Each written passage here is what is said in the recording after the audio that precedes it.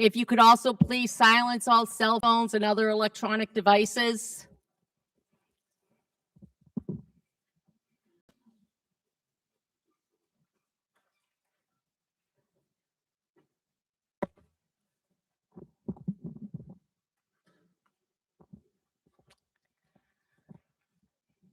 Good evening, everybody. Thank you. Welcome to the Finance Committee meeting and public hearing. Today is for Thursday, March 19th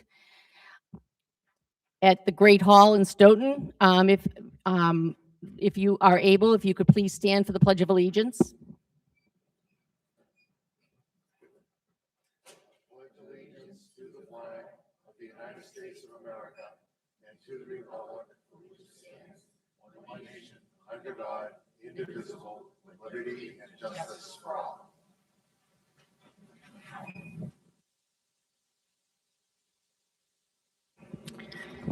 Thank you. I have a couple of announcements. First, as I mentioned yesterday, our meeting schedule has been changing because of holidays and other meetings. So I've checked. We are going to have the last public hearing will be on Monday, April 5th here, because that's the only time we have this room available. And then we will hopefully be meeting also on Monday, March 30th. Yes? March 30th. Yeah. Yeah. So that that one will be a voting a business meeting, not a public hearing. And we'll likely talk about the budget that night. I don't think we'll meet on the Thursday. So if we do on the Monday instead. Okay. First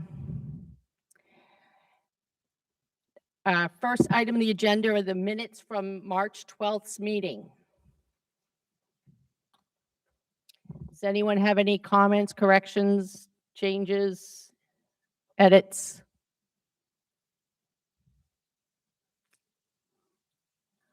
Okay. Could I get a motion to approve the minutes for March 12th as submitted? Thank you. Can you, everyone speak into the mics, and you may need to move them close to your mouth because otherwise they don't necessarily work as well. A motion to approve the minutes for March 12th, 2026. Thank you. And Becca seconded. Thank you. All right. All those in favor, raise your hands and say aye. Aye. All those opposed? Any abstentions? Nope. Thank you. The motion carries. All right. Our next item on the agenda is the continuation of the public hearings for the annual and special town meetings of May 4th. Could I get a motion to open? Joel? I'd like to move that we open the public hearings for the May 4th annual town meeting and for the May 4th special town meeting. Second. All right, so the motion was made by Joel and seconded by Becca to open both public hearings for May 4th annual and special town meeting. All those in favor of the motion, raise your hand and say aye. Aye. All those opposed? Any abstentions?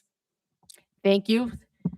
So the first item on the agenda for the for the May 4th hearings tonight, we have Article 12, which is the operating budget. We have 4 departments. We have the Library, Council of Aging, Recreation, and Community Events. So we will start with A, the library.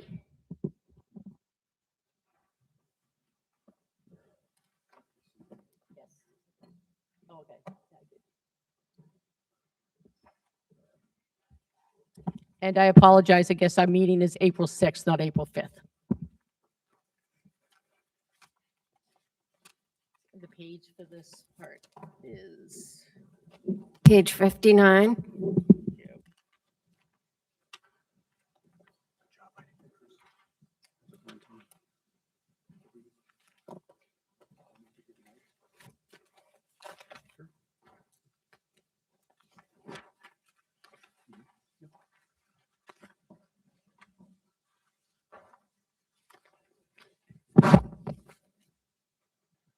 Okay, good evening. You could introduce yourselves to everyone.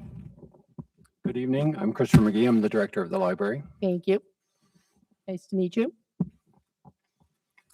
So I prepared this budget in cooperation with the town administration.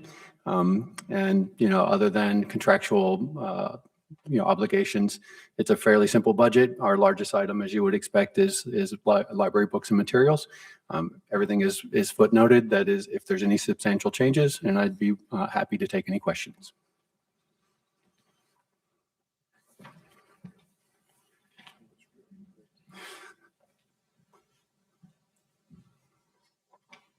Thank you.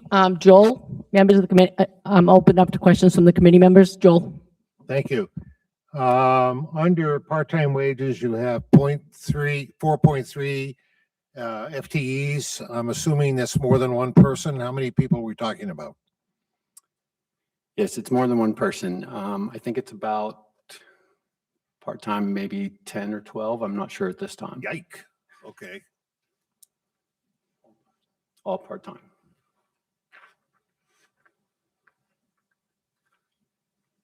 How do you like the building? We love the building. It's a beautiful space. Everyone always has a good time there. My favorite building.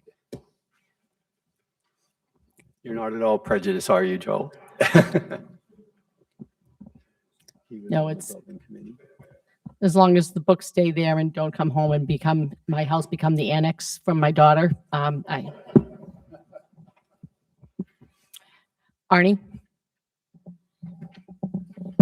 Good evening. I'd like to talk about the outreach coordinator. First of all, what is that person? What do they do? So that position is outreach for the library. So it involves, in addition to delivering materials to folks who can't come to the library in person, there's also a number of marketing and promotional activities that the person does, coordinates any large-scale library initiatives. So most of the individual librarians plan their own programming, handle their own materials, but we do some things that all of the librarians participate in, and this outreach position coordinates those, anything that's a large-scale library initiative. So you often will see Ms. Yakabuchi, who is the outreach coordinator, out and about town, usually attending any town events, handles all of our, anytime we have tables at other events like Stoughton Day and things like that, she does that. On the salary, I noticed that we've got a 34.42% increase from 45,767 to 61,521.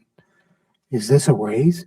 I think part of it, just to note in the footnote, in the FY26 budget that we're looking at, the numbers that you're comparing the new budget to did not include a bunch of raises yet because the contract, they weren't included in last year's budget. They were transferred in after the fact.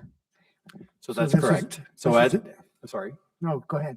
So at the previous town meeting, annual town meeting last May, there was a collective bargaining agreement that was approved by the town that included some changes in salaries and some grade positions, some changes in grades, and those were not reflected in our budget at that time. So when you look at the FY26 approved budget, those numbers are actually much lower than the contracted salaries for those positions, which means that the percentage increases are slightly off for several of the positions, and this would be one of those. This position was upgraded in that contract so that it went from a grade 1 to a grade 3 now, and that reflects changes in the duties and obligations of the position. It was originally a part-time position, and then we changed the role of that position so that it has much more responsibility and is a professional position now, and that was bargained.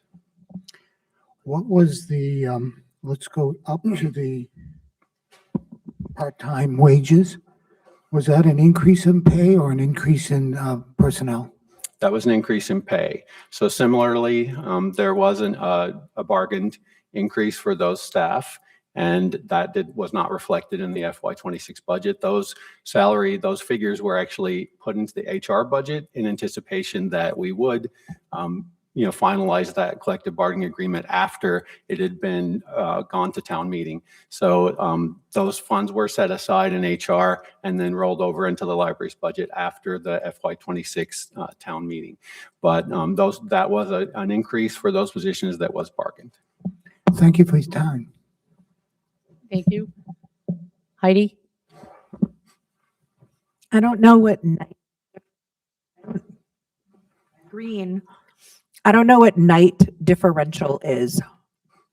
So that's a good question. So basically what that is the library operates beyond normal operating or business hours.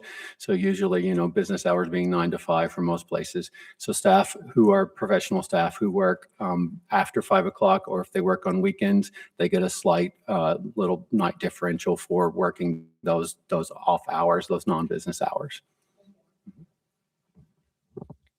Any other questions, comments from members of the committee? All right, not seeing any. I'm going to open it up to members of the public. Anyone that would like to make any comments or questions on the library budget, please come forward and state your name and address. Cynthia? Cynthia Walsh, 1096 Park Street. I don't quibble with the budget. And like a previous speaker, this is the library, wherever it's been in my lifetime, has always been my favorite public building. But now that I'm disabled, not so much. I realize that the way in the front of the building for me to get in is technically not a ramp. It's a walkway, according to the building inspector. When the building was being renovated, I fought hard for a railing, and there is a railing. So going into the library, I can use the railing. Coming out, there's no railing on the other side. And I noticed that there doesn't seem to be any building supply. It says repairs. That's not a repair. That would be a new thing. So some people say, well, Cynthia, go in the back door. It's not so bad. It's not so bad. There is no curb cut. There's a concrete apron to get into the back of the library. There's no curb cut. I can't do curbs. The only curb cut back there is at the handicap parking, which means I have to walk around the apron to get to that. The other thing is, in the rear, there's no railing at all. Someone has to assist me in and out of the building. Coming to, it's usually the BAT bus driver, the Data BAT driver. Coming out, it's some poor person who happens to be there, whether I know them or not. I ask them for a hand to get me out of the building. So it really is distressing. And it's not just me. If you have a stroller and you're trying to get in the back of the library, you have to lift it up over the curb to get in. It's not just those of us who are disabled. It's just for anyone. And I know it's not in this budget, but I wish somewhere in the future there'd be a line for some accommodations for those of us who are disabled. Thank you. Thank you. Anyone else have any questions or comments on the library budget?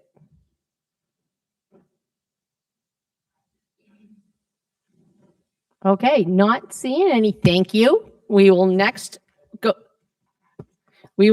move on to the Council of Aging budget.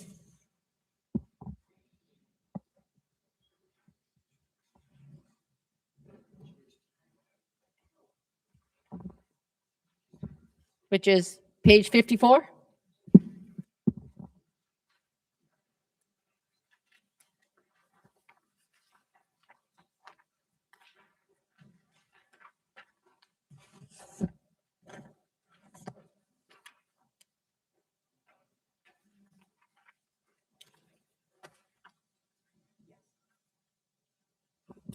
Hi, thank you.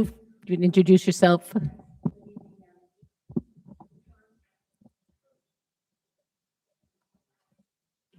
Okay. Yeah.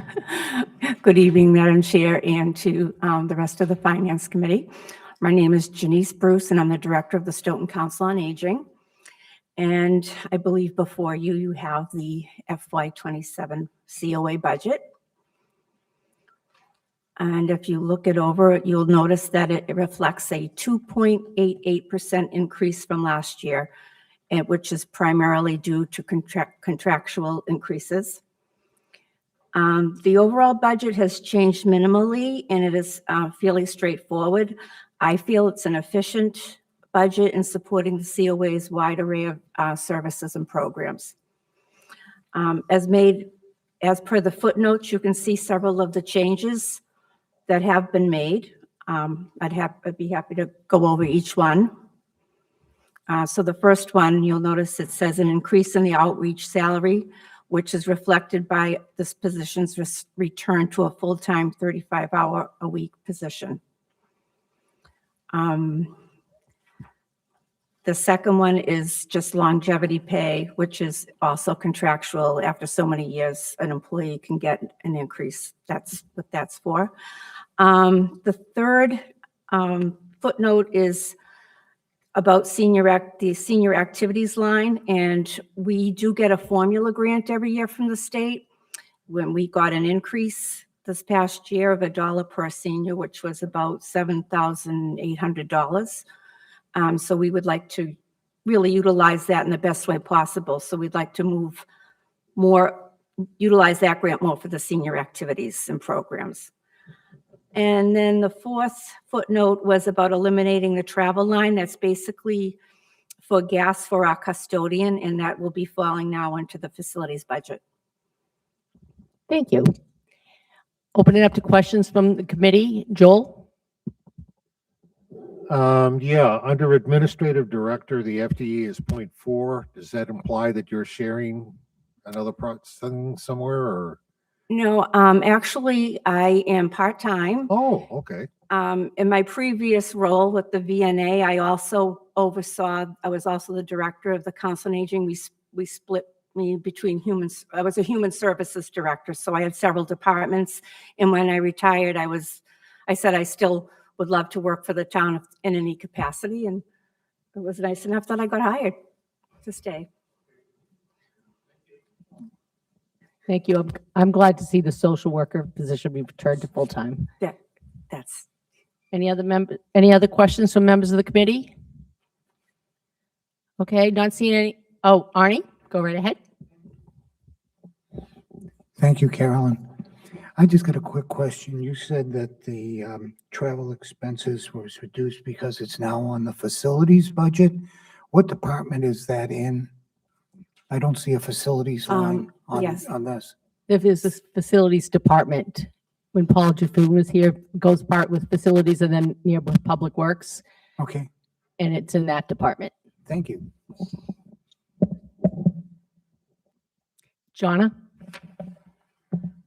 Just a quick question. Just not clear if I'm related to somebody on that committee. Can I vote or can I ask questions or should I recuse myself? I think, yeah. I would say don't vote. I don't care I think if you ask questions, there's neither one of you are getting paid, I believe. So, I mean, but I think that would be appropriate based on my non-legal opinion up here. You have a question? Okay. Anyone else in the committee? I'll open it up to members of the public. Anyone in the public? Cynthia? Cynthia Walsh, 1096 Park Street. Part-time drivers seems to be gone.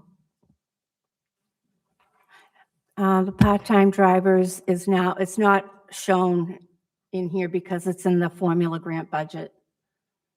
Thank you. Obviously, I've had a lot to say about the Council on Aging, the Senior Center. The first comment I would make is everyone is excellent. As a previous speaker said, the social worker was a great help to me. I didn't have an appointment. I walked in desperate. I had no heat on the day when it was like 12 degrees. And I mean, she gave me a list of contractors to call. My own oil company failed me completely. She treated me like I had an appointment, and what I had to say was important. And in fact, she squeezed me in between people that had appointments. A lot of seniors have difficulty accessing the services that they're entitled to, or they may not even know are out there.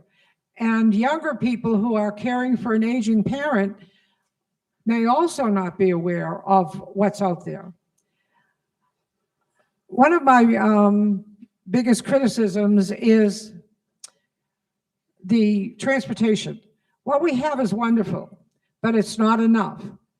On more than one occasion, I've called and I've been told, with a medical appointment, I'm not talking the hairdresser or a restaurant or something, I have a legitimate health appointment and they're just booked solid. They can't fit me in. Now, Stoughton seniors can also use Dial-A-Bat, but Dial-A-Bat won't go to Easton, they won't go to Randolph, and the Council on Aging does. So you really have to reconfigure your appointments. And on Friday, because everything closes at noon, you have to have your appointment and be back in Stoughton by 11. My cardiologist only works in Brockton on Friday. It's very hard to get an appointment between 9 and 10. I mean, those are the only times available. So I wish there could be more transportation. The other thing is, I really believe that serving seniors lunch at the senior center is just more than nutrition. It's also socialization. Many, many seniors, not from their choice, have lost a lot of family members. They've died or they've moved out of state. And many people like myself, our best friends have passed away. So it's important that these folks get out of the house and meet other people, have some new friends. Because of the space limitations and the time limitations at the present senior center, they can only serve lunch on Monday, Wednesday, and Thursday. I believe I'm correct. And some people come on all 3 days. Transportation to and from home for lunch is free. And people take advantage of that. Although the meal has a cost, it's minimal, and the everything says if cost is a problem, speak to Janice or speak to Becky or speak to someone and they will try to accommodate you. So not everyone is left out because of economics. So I'd like to see lunch at least Monday through Friday and more transportation. Thank you. Thank you. Anyone else have any from the audience? Public have any comments or questions about the library? Oh, I'm sorry, Council on Aging. All right. Oh no, but unfortunately, no. All right, nope, just Diet Coke. Anyone else have any comments on the Council on Aging budget? Questions?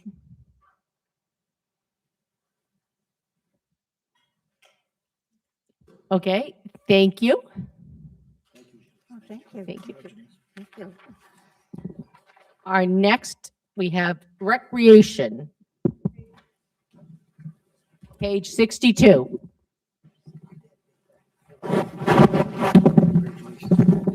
And I believe, first of all, congratulations are due. You were the Thank you. proud father of a beautiful baby girl. You got it. Hey.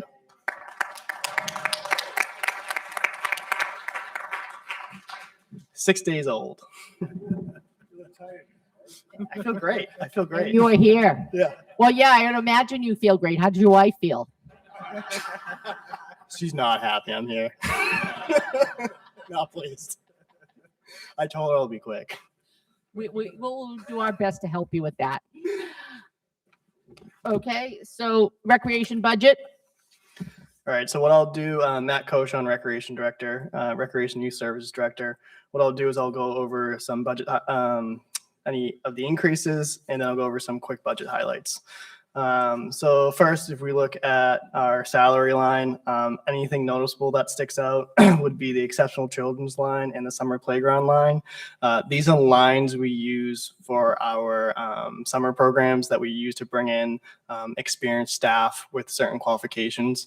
As I'll touch on later, our summer program is booming, and we're seeing lots of various needs, and we need to meet those needs. So a lot of these employees, all of them have their masters in education and are licensed teachers. And again, they're equipped to handle things that we're seeing down there.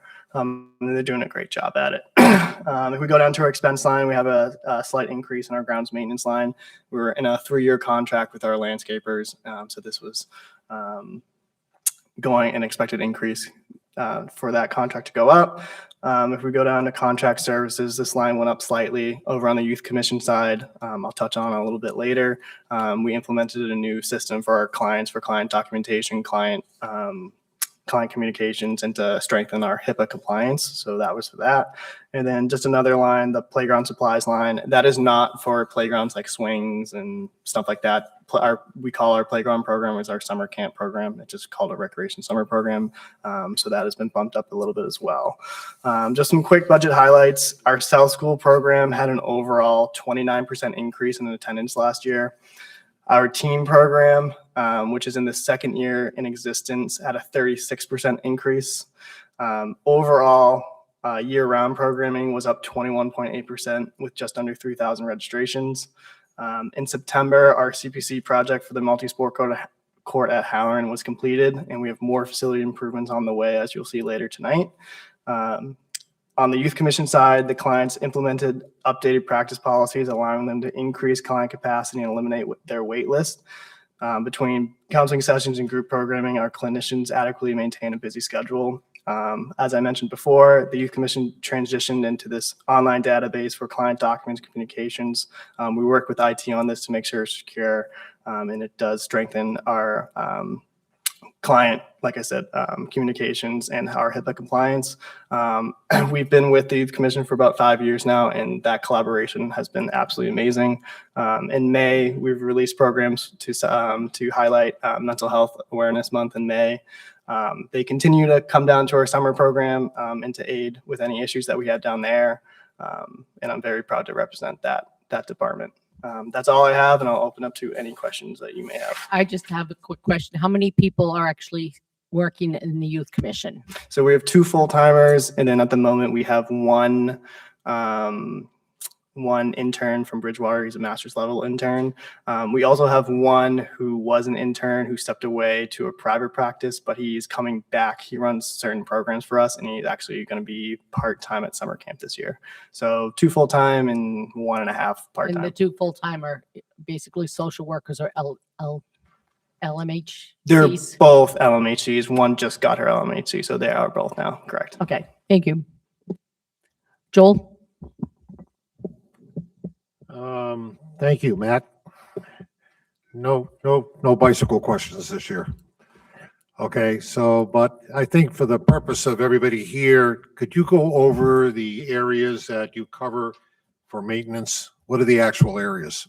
Yeah, so we oversee the John Dennison Athletic Complex, which That's by the Wilkins School, right? yeah, which is formerly known as the West School Athletic Complex. So it's the 4 softball fields and 2 baseball fields.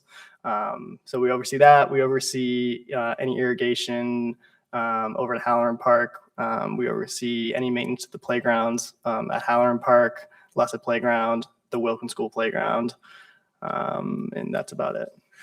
Mr. Coulter, any reason why this maintenance work can't be done by the Parks Department? Yeah, so that's been brought up a lot. So It's brought up again. Yeah. Yeah. So the reason why is like we need those athletic fields cut weekly at a certain time. A lot of times with the tournaments going on, we need those landscapers to come in early. The DPW, they only have so many staff in their forestry department, and they have so much land to cover that they just wouldn't be able to properly do it. Whereas like when we're contracting out, they're able to aerate, they're slice seed, do whatever else we need to properly manage these fields. It would really bog down DPW in my belief, and obviously it would be more of a Tom question, DPW question, but you probably have to hire more full-time staff and whatnot, which would probably be more than $50,000 with healthcare costs and everything else. Okay, thank you. Arnie? Good evening. This is a curiosity question. On the Exceptional Children's Program, did you have an increase in children in that particular program? Yeah, so it's just called the Exceptional Children's Program, but it's used for our summer program.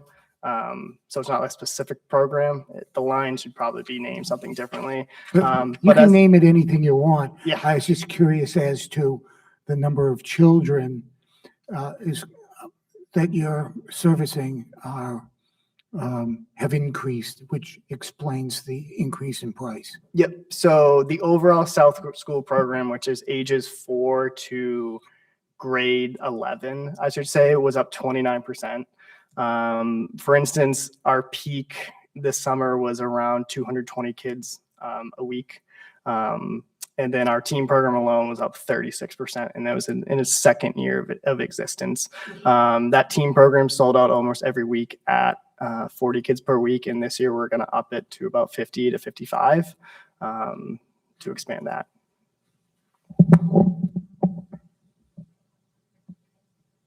Thank you very much. Heidi? I understand the ground maintenance piece. I don't understand the list of the West School athletic. So the West School athletic line is a part-timer that we use to go out there to do the trash, do the bathrooms, clean the bathrooms. I have them do various work to raking fields, really any kind of dirty work you could do out there. There's a lot more work than what the landscapers will do. The school department helps out a lot whenever there's a school sporting event. They're responsible for like lining in the field, raking and stuff like that. But when we have like youth sports, adult sports, I have them go out there and do various grounds needs. Thank you. Ian? Thank you, Madam Chair. Matt, I think in the past there's been a 5K that happens in the spring, which raises money for swim lessons.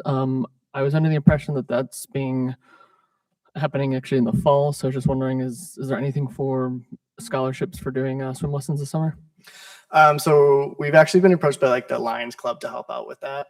But along with our increase in just program revenue, we'll be able to continue to offer those free swim lessons. And what we do is we just work with the schools and they find us Stoughton families only in need of those free swim lessons. I did have it on my sheet. I think last year we gave out 16 free swim lessons to Stoughton families. So we will continue to do that. And we'll have that 5K in the fall. That's just because we're going to do one big Stoughton day. Thank you. Jonna? Thank you, Madam Chair. I just wanted to ask, I know you have Waltham Chemicals spraying in the field quite often. Is there any way to find out definitively what kind of chemicals they're spraying? So when Waltham is out there, that's actually contracted out by the schools. So they might look like they're out on our fields, but they're not. So that would be a question for like the facilities director from the schools. Thank you very much.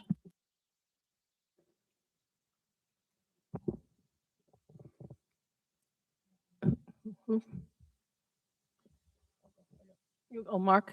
Go right ahead, Mark. Thank you. Mine's more of a comment than a question, I guess, but I just want to thank you for the amount of your budget and the amount of stuff that you guys offer and do is amazing. And that's really all I really wanted to say on that on a comment. Thank you. Appreciate that. It's just amazing the amount of services and Thank you. stuff you guys do. And I want to say thank you. Okay, thank you. Anyone else from members of the committee? Any questions or comments? Not seeing any. If I open it up to the public, anyone that has any questions or comments on the recreation department budget, feel free to come up and just state your name and address for the record. Okay. Not seeing any, we will move on to the next item of the, what? On the agenda, which is the community events line item in the budget. Yes. Yes.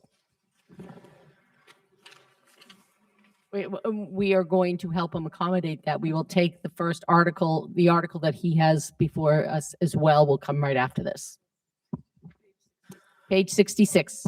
All right, so once again, Matt Koshan, Recreation Youth Services Director for Community Events. The increases this year, you see an increase to the 4th of July parade line. It's really also a line that we pay the fireworks out of. There's an increase to the fireworks again. We're on a 3-year contract, and every year that price slowly goes up. So that is to reflect that. And then the other one is the community events general line as a slight increase. This is for like pop-up events that we've been doing. This fall, we collaborated with the DPW department and we did a pumpkin smash. So you would bring your pumpkin right after Halloween. The kids would smash it. We dropped it from like fire trucks. We did like a whole little event. And then the DPW cleaned up the pumpkins and they actually composted them and actually saved the town a lot of money because instead of throwing your pumpkins in the trash, which you pay for weight at the landfill, you're not paying for that anymore. You're composting it. So it all kind of worked out great. And then we help out with the police department. They do like their Nightmare on Rose Street as well. So these are for like pop-up events that we've been doing, things like that. So a small increase. Thank you. Becca? If, as in years past, God forbid, it rains and we cannot do the fireworks, are we just putting that money back into the general fund? So we have a rain date for the fireworks. I'm sorry? So we have a rain date for the fireworks. I know, but I think like a couple years ago, we just couldn't do it at all. Like, so if, God forbid, that happens. Yeah, I'll go back in the general fund. Okay, thanks. Mark? Mine has to go with the fireworks. This year, what date is it? It's the same one. It's going to be July 1st. So we're on that 3-year contract. So it'll be July 1st, the rain date, July 2nd for the next couple of years, at least another year. Right. Well, that was going to be my other question. When we go to renew, are we going to stay on this schedule? Because I believe it was a little less expensive, which it's fine. I haven't heard any negatives about it being on the first. So we'd probably stick on that schedule if, we look to change it. If you went to like the 3rd or 4th, they're called premium days. Just talking to the company, it's double the price. Right. If not more, depending on what's going on with pricing of fireworks, because they're all coming from China. So we'll probably stick to the 1st and 2nd. Okay, cool. That seems fine with me. Thanks. Thank you. Any other members of the committee have any questions on community events? Okay, not seeing any. Any members of the audience have any questions or comments on the community events budget? Cynthia? Cynthia Walsh, 1096 Park Street. My comment is, as a member of the 300th Anniversary Committee, I want to publicly laud Matt for his cooperation. Without his organizational skills, we 12 volunteers would be up a creek. Thank you. All right. Anyone else in the audience? All right. We finished the part on Article 12, the 4 departments that we're talking about tonight. We are going to skip ahead to item 6 on the agenda under annual town meeting, which is the CPC Dennison Athletic Field renovations.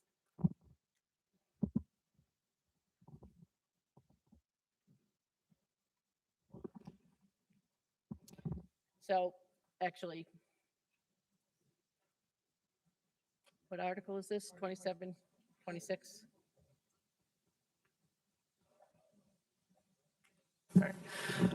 So once again, Matt Koshan, Recreation Youth Services Director. First off, thank you guys so much for letting me taking this up for me so I can get back home to my family. I really, really do appreciate that. So Article 26, the Dennison Athletic Field renovations. So what this project will aim to do is to upgrade the failing softball field facilities. As I mentioned before, we oversee the John W. Dennison Athletic Complex, 4 softball fields, 2 baseball fields. The softball fields have just been in disrepair for a while. Just last year alone, not including whatever the high school was using. We had permitted over 2,000 hours of usage time between adult leagues, youth softball, private leagues. Adult softball is rising. I will say that youth softball has been staying pretty steady. So what this project will aim to do will be to replace the dugouts on all 4 fields. So 8 dugouts. 3 of the fields will get basic shade structure dugouts, little roof, some fencing in front, some fencing in the back, and some new benches. We are looking to do a more enclosed dugout on field 3, which is the varsity field and what is used most by youth softball. That enclosed dugout will have a small storage space. Obviously, will be enclosed on all 4 sides. Some of the remarks we get from softball parents and coaches are right now the dugouts are just inadequate protection from the elements, from the sun, from rain.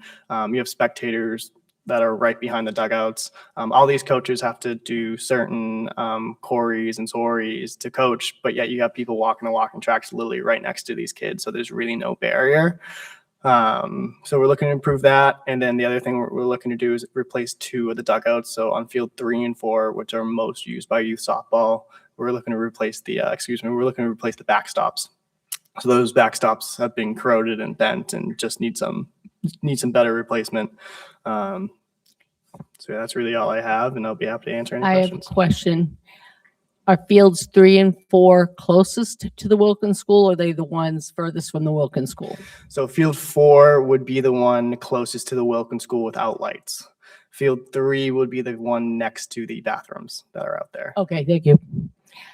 And for the audience and anyone that does not have the articles in front of them, this is a proposed $650,000 article being funded, I believe, from the CPC.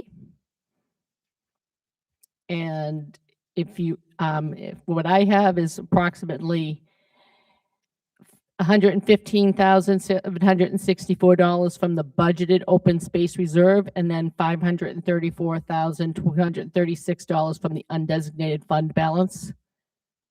All right, that's correct. So that's the funding source for this article. I will open it up to any questions, members of the committee. Arnie and then Ian. How many competitive quotes did you get for this? Right now I have 3. Okay, and the one that you're specifying is the highest or the lowest? It would be one of the highest ones.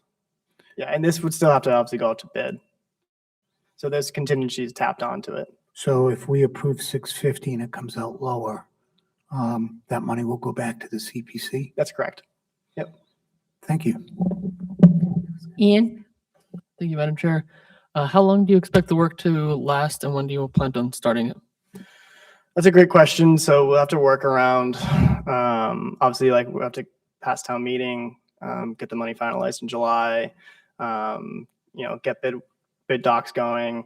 My hope is that we start in the fall and can finish in the fall. When I've talked to some contractors, they said it's nothing too crazy. But if we can't do fall, the issue is obviously you can't really do winter. Your springtime, your issue is that's when high school softball is and all the softball leagues are. So it would be summer, back to that summertime. So I hope to get a quick start on this project. But that's pretty much our timeline. Heidi?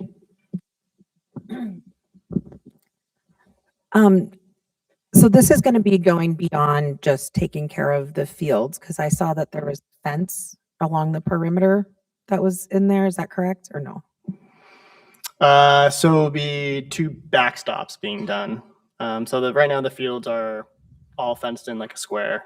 So right now we'll be doing 2 backstops in the dugouts and any fencing connected to the dugouts. Okay, so the fence that's listed is just around the specified that's being played.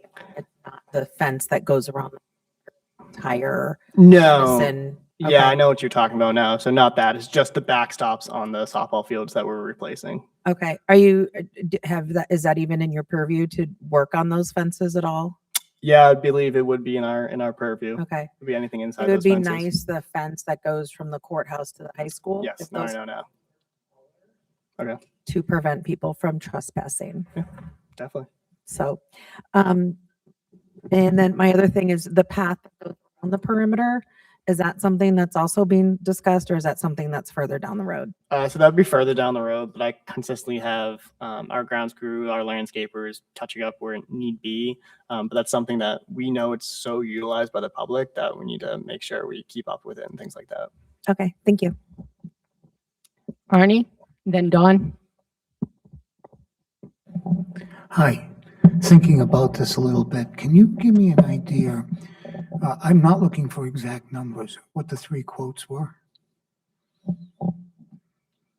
For the shaded dugouts, it was around $30,000 to $40,000 again off the top of my head. No, I meant the competitive quotes in general. In other words, it was $650 for everything. Am I correct? I think it might be better to use the word estimates instead of quotes, just because the quotes are from when you go out to bid. We haven't gotten those, but the estimates are kind of really what he's talking about. To get an Agreed. idea. Yeah. So again, like I reached out to various companies looking for quotes on dugouts. So I grabbed a couple of those quotes on the dugouts, added contingencies to them. And then we had a previous study done, so I was able to use those numbers. So I took it from a various different angles and added on a safe contingency. But I haven't, like, we have to obviously go out to bid and you'll bid out the whole package. So we haven't done that yet, if that makes sense. Artie, I think like it's good to just educate how we kind of handle these articles. A lot of us, we get estimates for various types and various phases of these projects, and then we add a contingency on it. So usually the number might be a little bit higher. When we go out to bid, it could come lower. I mean, the worst thing is to kind of give you a number of, say, 500,000 or 550, go out and get a bid and not have enough money. So you'll see a lot of these articles typically have a contingency built into them. That's a little higher than probably what the cost is going to be. I guess what's going on in my mind is I just want to know that there are competitive quotes going on and it's just not one quote. Yeah, I believe, Arnie, that some of the information about the estimates or quotes are in the backup material as well. Yeah, Matt got like 3 estimates on this particular project. Thank you. Dawn? Thank you. Thank you. Through you, Madam Chair. I would like to ask, what are you doing to the fields, if you could, other than the backstop? Are we redirting it, reseeding it? Is it going to be artificial turf or anything like that? And then, if you can give me that idea, I'm sorry. So this CPC project is just the fencing and the dugouts. And then, oops, sorry. Would you be open to, if I gave you another company to add to your bids? Yeah, you can definitely do that. At the end of the day, it has to go up public bid anyway, so Okay. it'll be open to anyone to bid on it. Thank you. Any other questions from members of the committee? Any questions or comments from members of the audience? Anyone like to speak on this article or have any questions on this article? Please come forward, state your name and address for the record.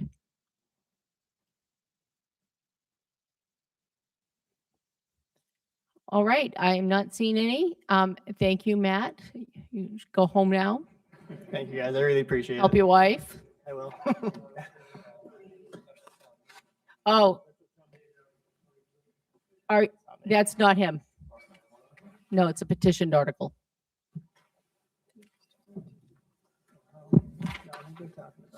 Article 20 isn't, Walkway article is is not him. Yeah.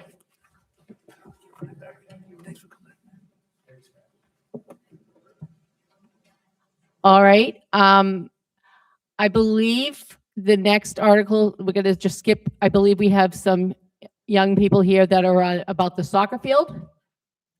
So we will move to that article first, which is Article 28 for the Cole soccer field renovations.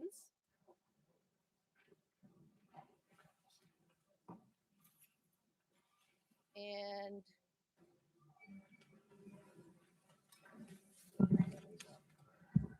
for the article, they are looking for, the amount is $827,275 from the undesignated fund of the CPC to do rehabilitation of the soccer fields.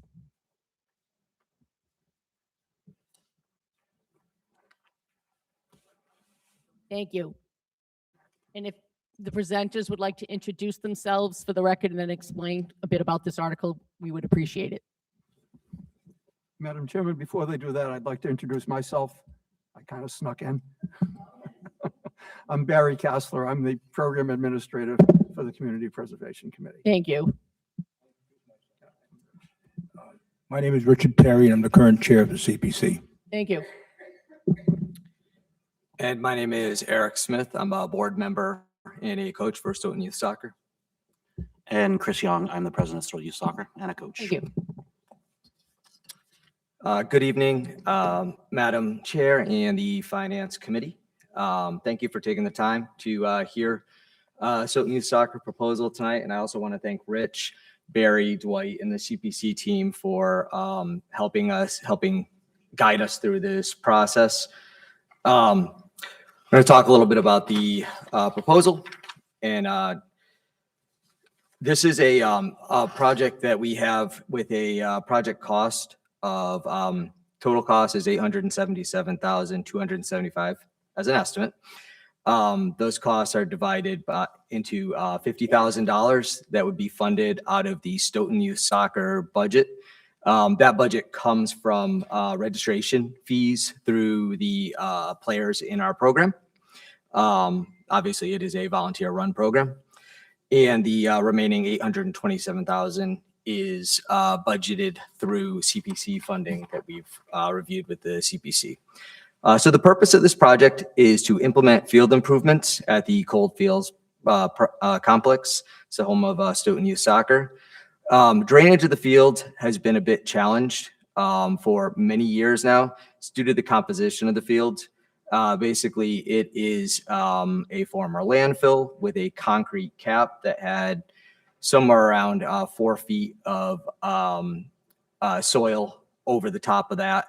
And over time, that turf is compacted. And what's happened is as we get rainfall, there is nowhere for that rain or melting snow to drain off the field. So it collects. Even in a winter with minimal snow, the soccer program has experienced extended periods of soggy playing surfaces. We've had to repeatedly suspend the use of the fields, shift game locations in order to facilitate the season. Issues are more prevalent on fields 2 and 3. We have 3 fields in the Westfield complex. The field 1 is slightly higher elevation, so it does handle the drainage a little bit better. So this is a project to focus on remediation efforts for field 2 and field 3. It would include surveying and inspections and a review of the 2 fields over a 6-month period, and then we would do deep aeration, an addition of about 6 inches of turf, leveling, and adding drainage remediation to the 2 fields, field 2 and field 3. So that's a high level.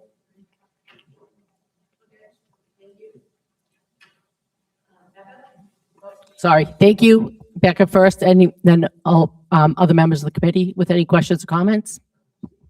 As a previous soccer parent and coach, long time ago, is the idea that if this gets approved and goes through, you will not have to cancel because it rained? That is absolutely. We make so we've done a lot of things to adjust how we are able to get our games played during the course of the year. We do lose a weekend. We lost 1 weekend last year, right? So we'll move things around in the current fields. There are areas that dry just a little bit better than others.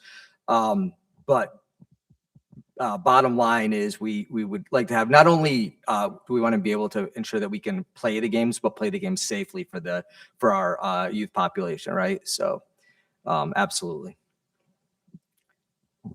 Thank you. I just will make a comment that I often walk up there with my dog because I live somewhat near there, and I can definitely see the drainage issues on the field. Mark?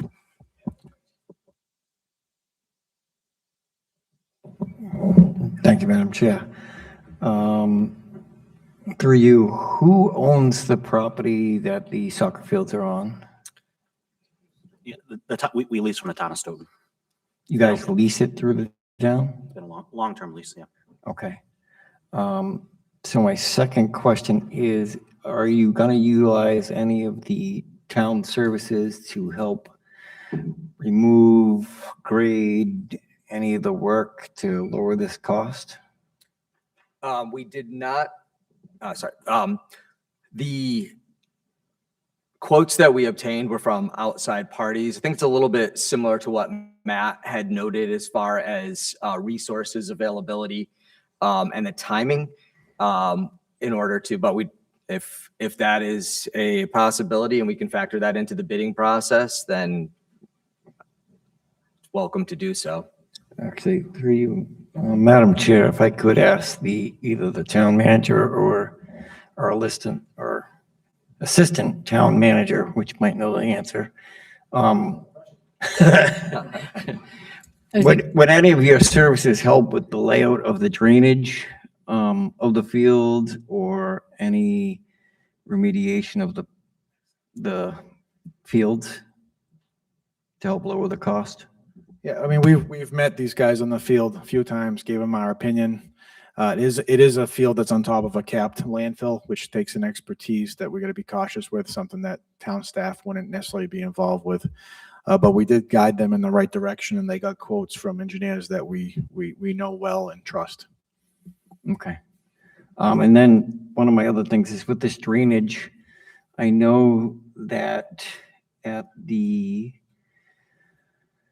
Gibbons, the Wilkins, they have I'm going to say the wrong term, but the gardens that the drainage goes into. Rain gardens. Is that going to be a part of this or no, or? It is not part of the current design. We do have about $50,000 in environmental engineering. That includes soil evaluation, excavation, and also a stormwater design. If that design happened to include some kind of rainwater design, then I guess that would be acceptable, but it's not explicitly in the current plan. Okay, thank you. Joel, then Arnie, then Heidi. This is for our CPC administrator. I'm looking at the backup, and on the backup, it shows that you broke it down into a fiscal year 27 request and a fiscal year 28 request. And it looks like you're asking for all of it now. So maybe you could tell us what changed. Yes, first of all, to get an article to town meeting, it has to all be awarded in a particular year. So even though the money won't all be spent in the first year, we're putting it together in one article so that it comes forward unified so that you can see the entire extent of the project, so that it's not like, okay, you come 1 year for this, and you're coming back the next year for something else. You're going to see all of it up front. It won't all be spent in that first year, but you will see all of it at once. So basically, this is your estimate of when the expenditures are going to be taken during the fiscal years. Correct. Okay, that's what I want to know. Thank you. Arnie, then Heidi. Thank you. I am not an expert in landscaping or anything like that, but you mentioned something that two of the fields were below the first field. In other words, the elevation was lower. So are you intending to increase the elevation of all the fields to accommodate, say, over the years, it gets more compacted and everything else, so that these pools of water are no longer a problem? That is exactly what we're looking to do. So field 1 is of the highest elevation. Field 2 and 3 are lower elevation. So there's going to be about 6 inches of sod that will be added to each of those. They'll be dug up, aerated. We have a sprinkler system that'll need to be updated as well. We're also replacing the goals on both sides as part of that because we're raising the field. So as we raise the field up, it'll be leveled so that proper drainage can happen to the sidelines of each field. Thank you. Heidi? We're talking about the elevation of each of the fields, and I see everything on the computer and on here that we're very, very focused on the fields, but the parking lot still has that funky shape. So when the fields are all drained and everything's lovely and the kids can play on the field, what about the parking lot? Is that going to be a disaster? Or are you also going to pave the parking lot? So we would like the parents not to get injured when they're bringing their kids. So my understanding of what is the responsibility of our lease is within the fence guidelines. And so we do park there, but every time that, I think it's once a year roughly, I believe the town repaves it or reshuffles around the material so that some of those potholes go away. But right now we don't own or maintain the parking lots per se. But we do provide the annual maintenance on the fields themselves. Okay, so you're just Correct. so you're just focused on the fields and not on the parking lot. That's correct. I would suggest Always Mark. Mark, through you. Mark.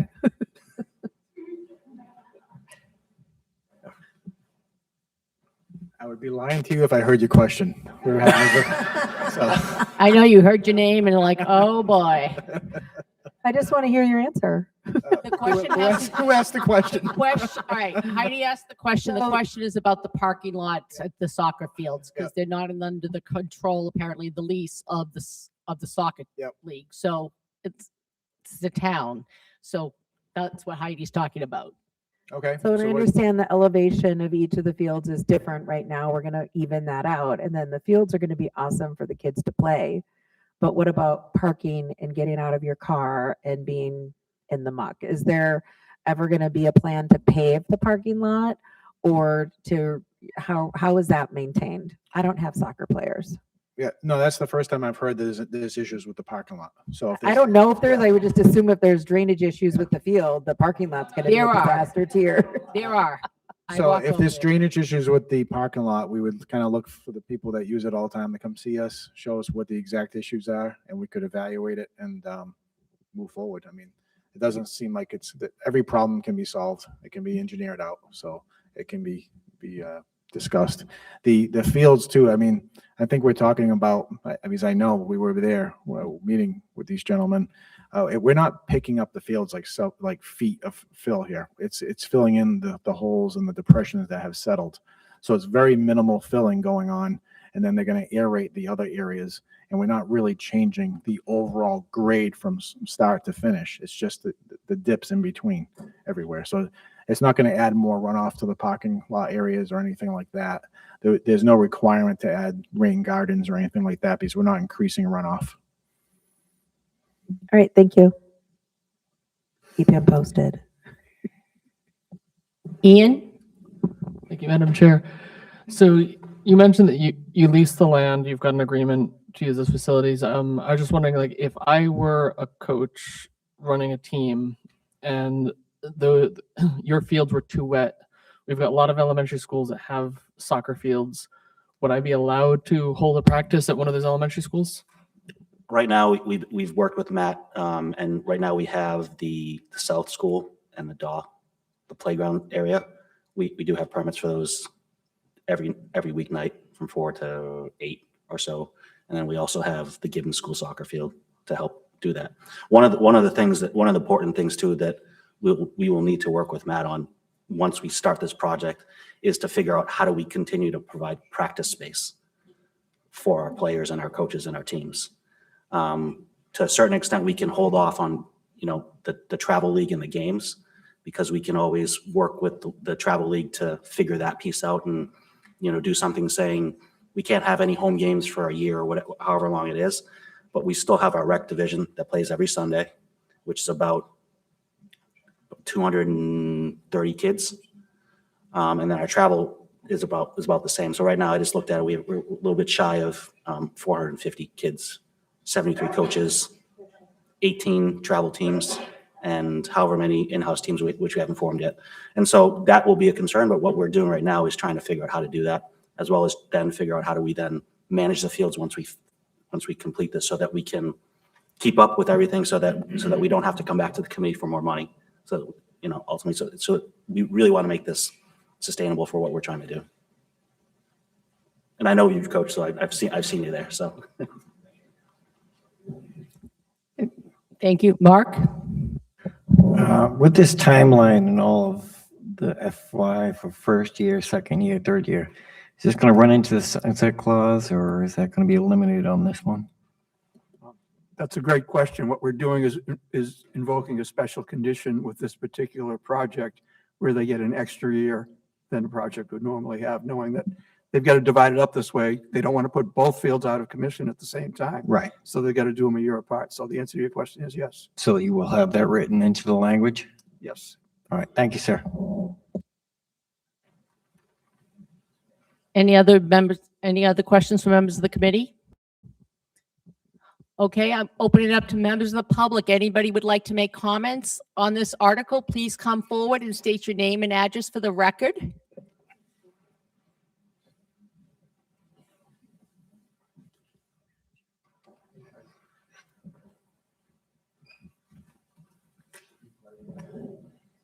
Desmond Belsky, 68 Cary Circle. Lucas Gomes DaCosta, 22 Pearl Street. Thank you. If you want to comment on this article? So I've played and volunteered at Stoughton Youth Soccer Fields for over 10 years. I've been playing for about 11, and just seeing how much important it is to families and kids in the community in general. I think that the recent wear down of the fields has honestly made them less sustainable and less usable, and that an investment would increase overall usage and ability for development and growth in children and their buildings of relationships and character as a person. Thank you. Thank you. Thank you very much. We have some other speakers, so if you guys, gentlemen, could introduce yourselves, name and address for the record. Joshua Mace, 298 Central Street. My name is Lucas Bellevue, 350 William Kelly Road. I'm in 8th grade and I go to the OMS. I played in the Stoughton Soccer League since I was in kindergarten. In all those years, I can't count the amount of times practice and games have been canceled at days after a rainstorm due to the conditions of the field. This causes us to miss out on valuable practice time and when games are canceled. And it takes a lot of work for the coaches to reschedule so we can get all of our 8 games through the season.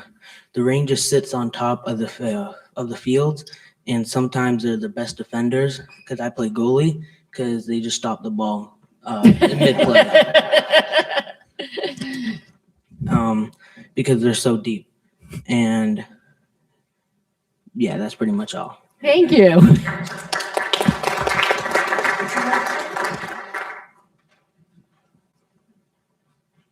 We have some other speakers. Callum Nevy, 76 Summer Ave. Liam Fox, 45 Crockett Street. I just want to bring some awareness to this issue because I've been playing for over 10 years as well. I've done volunteer work. I've ref down there, and my dad's been a part of the board, so I've seen these issues basically my whole life. My sister's gone through the same thing too. It's got to the point where even now games we're rescheduling to the high school, which we have to change our schedules for that, which just feels like instead of facing the problem straight on, we're being forced to run away from it. And so that's something like the renovations need to come soon. I actually felt so strongly on this. I did a project last year for my history class where we collected a bunch of reviews, and how people have similar experiences with the fields from not just parents, but kids. And I also play at the high school, so I play with a lot of kids that have gone through for many years the same things that I did, and all of my experiences are mutual with others who have played there. Thank you. Thank you.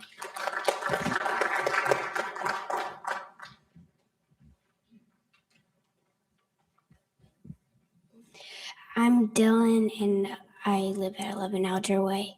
I play soccer in the Stoughton Youth Soccer Program, and I'm here today to tell you why I believe the soccer field should be replaced. One reason the soccer field should be replaced is that when it rains, the fields get swampy and you can't play soccer until they get dry again. My next reason is that there are lots of bumps and divots in the field. This can cause challenges while playing and it can cause people to get hurt. My last reason is that sometimes you don't get to play soccer the scheduled week because it rains. I know a lot of people that really care about the soccer fields and will be super happy if we got new ones. I challenged myself to raise $1,000 for the fields, and I was wondering if you could help too. Thank you for listening. Goodbye. Thank you.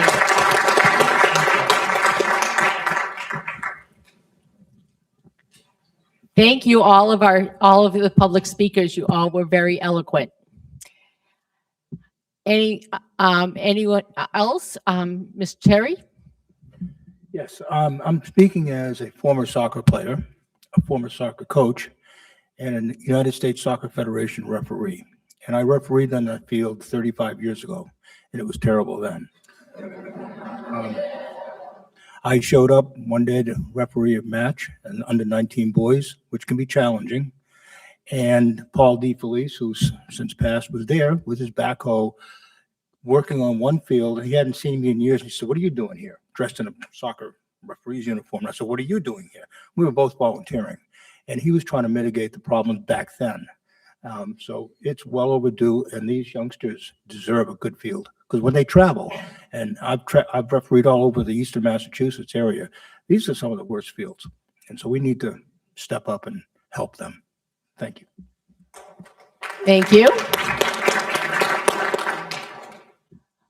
Okay, anyone else like to speak on this article?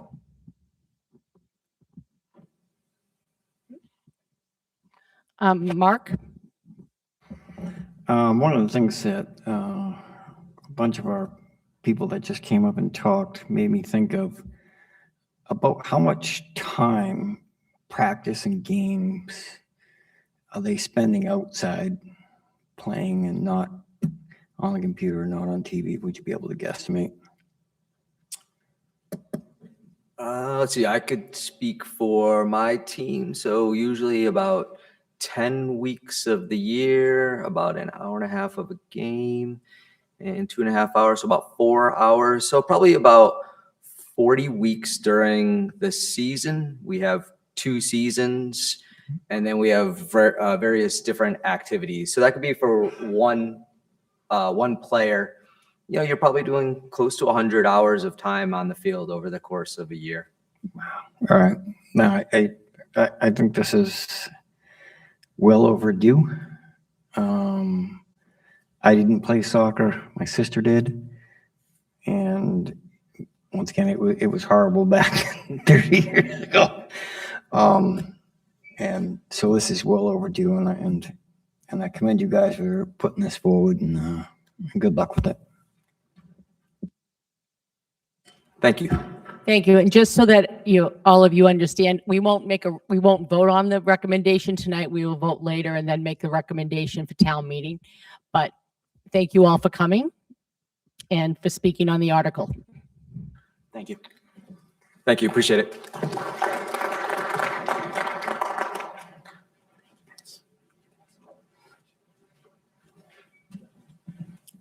All right, we are going to go now back up in order. Do you guys need a minute? Okay.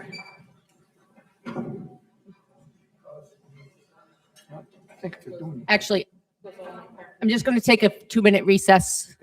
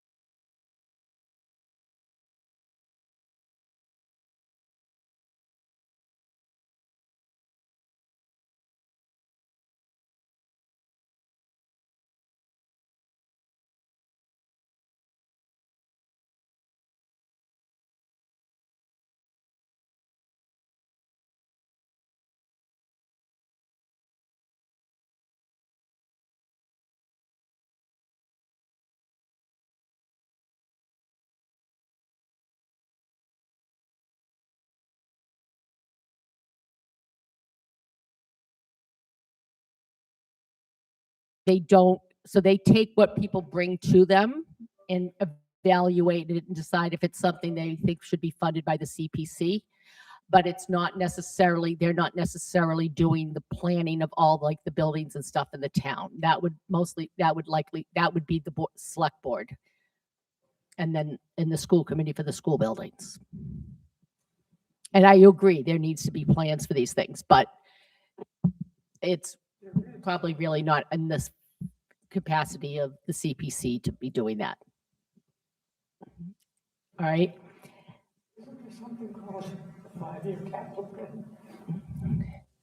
Mr. Tisdale, he's the assistant town manager. Can you explain a bit?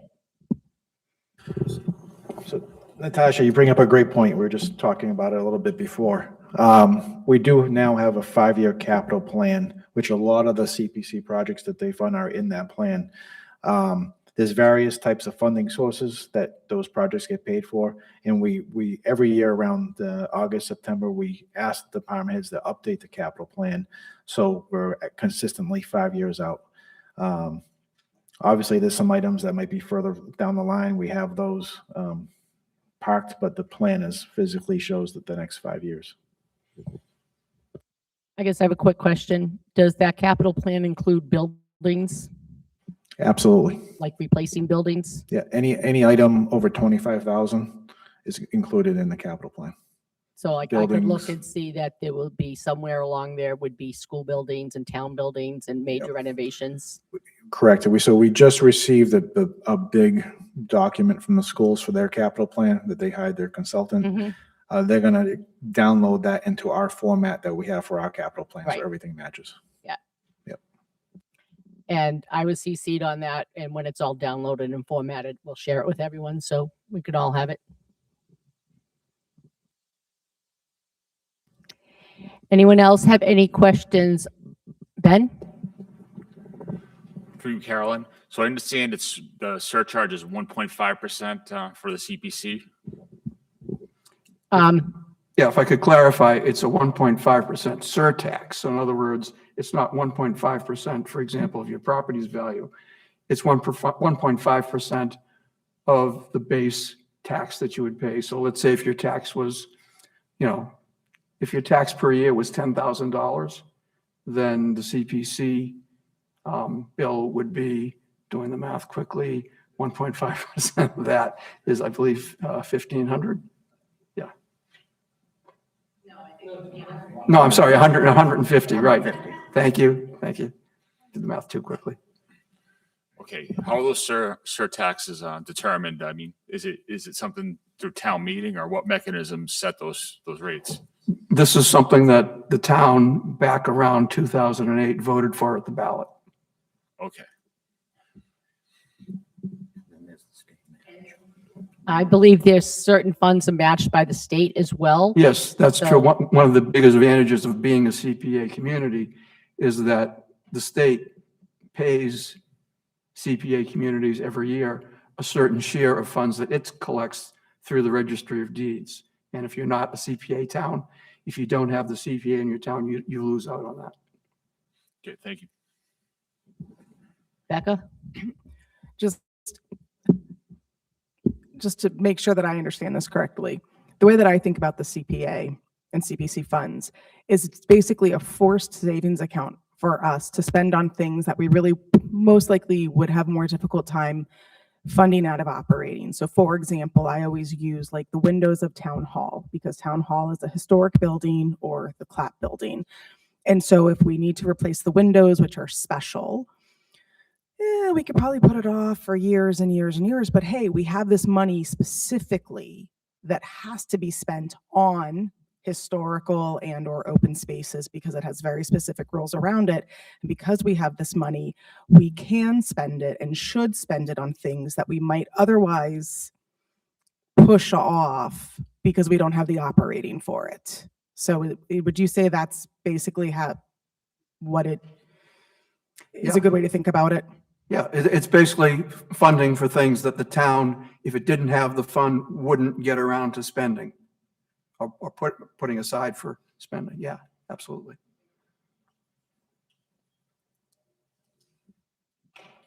Anyone else have any questions or comments on Article 22?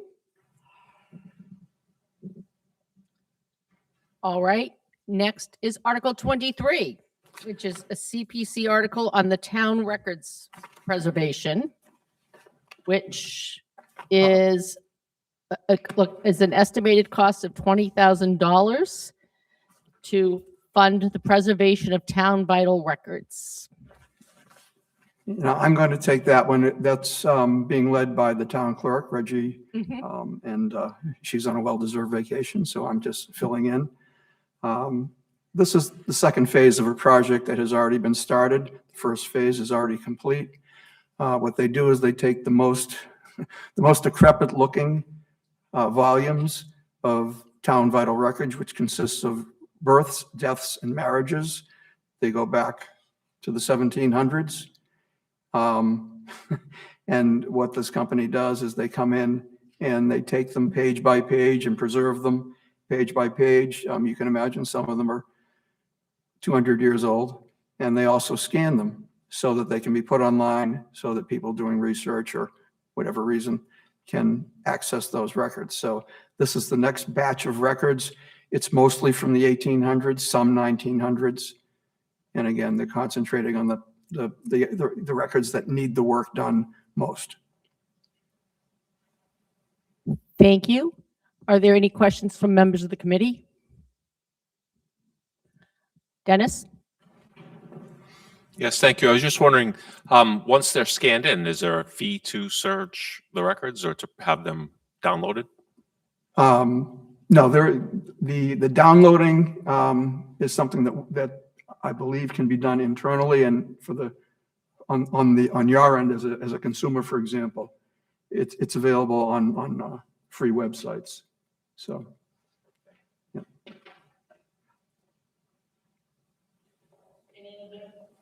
Any other questions from members of the committee?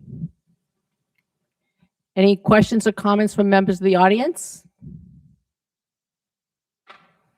Okay, not seeing any. We will move on to the next article, which is Article 24. It's a CPC article regarding a project at Cedar Hill.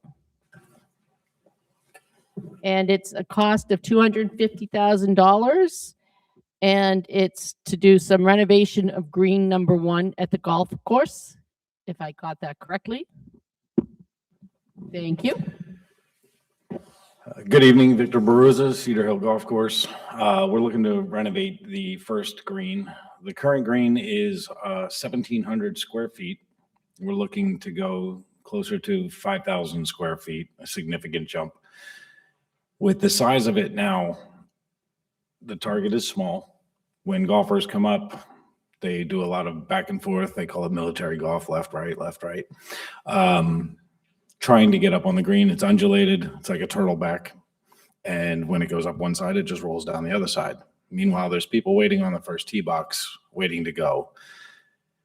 We did over 25,000 rounds last year. We're a smaller course, so those kind of backups can cost us a lot of money if they're not getting along fast enough. So the goal is for a better target, a bigger target, to make them move faster, get off to the second hole, get the next group moving.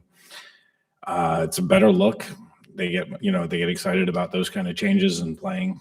We're going to spread out the damage, foot traffic, ball traffic, cutting new cups for, better pin placement.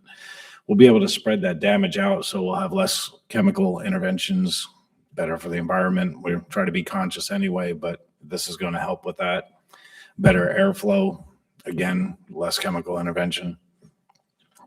Other than that, I'll leave it to you guys. Oh, I guess one thing I could add is that when Cedar Hill started becoming successful, it was all mostly in part due to the CPC. I mean, we got the restaurant, the CPC helped us. Everyone started doing outdoor activities. It was 2020.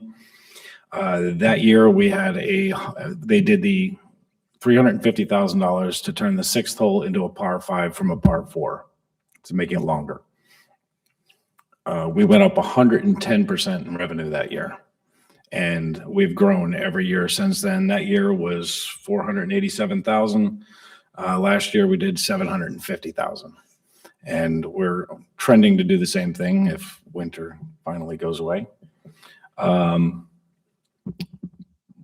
all of that was in due to the CPC and them supporting us and seeing that what we had was worth investing in. So thank you to them and the community for approving it, but I'll open it up to any questions. Thank you, members. Mark, then Dawn. What's your timeline on redoing the whole one? So want to look for the end of next year, looking for, or the end of this year would be, like I said, if everything's approved, we would look at like the end of September. And there's a couple things that we do before then in-house, but don't want to interrupt play or the leagues or anything like that. So I'm looking for a fall renovation with a spring opening. Okay. All right. Thank you. And just as it's not going to stop play, what I would do is I would do it because we're just working on the green complex. We would do a temporary hole a little bit shorter, but still allow play and then let the construction happen on the other side. That way we're not losing any revenue there either. Thank you. Dawn? Is this in addition to the bunkers that I think the last time you came and spoke about? Or This is, I'm sorry, I don't know which bunkers. I thought the last time we talked about some kind of bunker renovations or doing the bunkers or. A lot of that's being done in-house. But there would be new bunker complexes around the green and all that would be incorporated in. So basically anything that's surrounding the green and that immediate area would all become, would all be new. That would all be on this construction site. Thank you. Sure. Joel? Thank you. I need a clarification. I'm looking at the backup information. You have an estimate here for $337,900, but you're only asking for $250,000. So why is there a discrepancy? $50,000 may come from a grant that we've applied for through Mass Golf. They're doing a new program called MuniLinks. MuniLinks is for municipal golf courses to try to keep up with the private golf courses. They've offered a program up to $50,000. I'm actually on the member services committee for Mass Golf and hoping that I have an extra chance to receive those funds. But even without those funds, with the $250,000, we'd be able to get the project done because half of that work is going to be done in-house. That's the estimate is we're still doing most of that work in-house. There's only going to be a construction fee. When you say in-house, what does that mean? Me. I give up. Are you going to help? I'm sorry, did you need more clarification on that? No, he's going to volunteer. $50,000 grant brings you up to $300,000, and you're saying that Most of the irrigation work is going to be me. Most of the tree work is going to be me. New cart paths are going to be me. The new fence is going to be me. We're going to hire someone to come in with bulldozers and big equipment to shape the green. Laying the sod is going to be me. Laying the seed is going to be me. So the things that are in there, if you look through the detail of that sheet and you see $33,000 for sodding the outside perimeter, that's going to be me. Okay. Thank you. Could I add to that? Sure. Yeah, basically just to expand on Victor's answer. What he's saying is that he didn't ask the Community Preservation Committee for the entire cost of the project. He's got, in addition to the money that he hopes to get from Mass Golf, he's also going to use his own resources. And I just want to say that under Victor's leadership, the facility has gone from something that required an annual operating subsidy from the town to one that actually is in the black. So That's why I brought him along. He said it a little better. may I add? Yes. municipal golf courses like this, 9-hole golf courses, is a very, very competitive market. The Abington Golf Course is a nice 9-hole golf course. I used to live in Abington, and it's a beautiful place. That's what he's competing against. Rockland has one, and many towns around here. So the fact that he's been able to draw and fill that parking lot and increase revenues, as he described earlier, is phenomenal. And this is a recreational facility. It's the only one that makes money in this town. So every time he's come to ask for some sort of funding, he's turned it into a new revenue stream. And I strongly recommend we can continue to support Victor. Thank you. Any other questions from members of the committee? I will open it up to the audience. Anyone would like to ask any questions or speak on this article, please come forward and state your name and address for the record. Okay, thank you, Victor.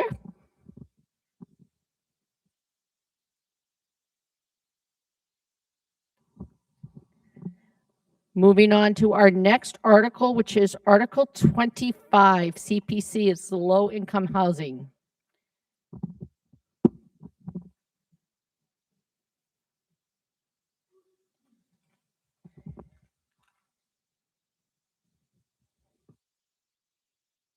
Oops. More precisely, for people to be aware, they're asking for $800,000 of $115,764 coming from the budgeted community housing reserve and $684,236 from the community housing fund balance to support the construction of 8 units of new low-income housing located along Drake Avenue and Memorial Drive on assessor's parcel.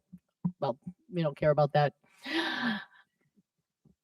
But we do care. People care. However, the assessor's parcel numbers mean nothing to me. Drake Ave and Memorial Drive do. So, thank you. Thank you, Madam Chair, and the members of the Finance Committee. My name is Colleen Darty. I'm the Director of the Stoughton Housing Authority. And this construction will not be me. Victor's got me covered on that. So this will all go with contractors. He's impressive. My husband golfs there, and it's great.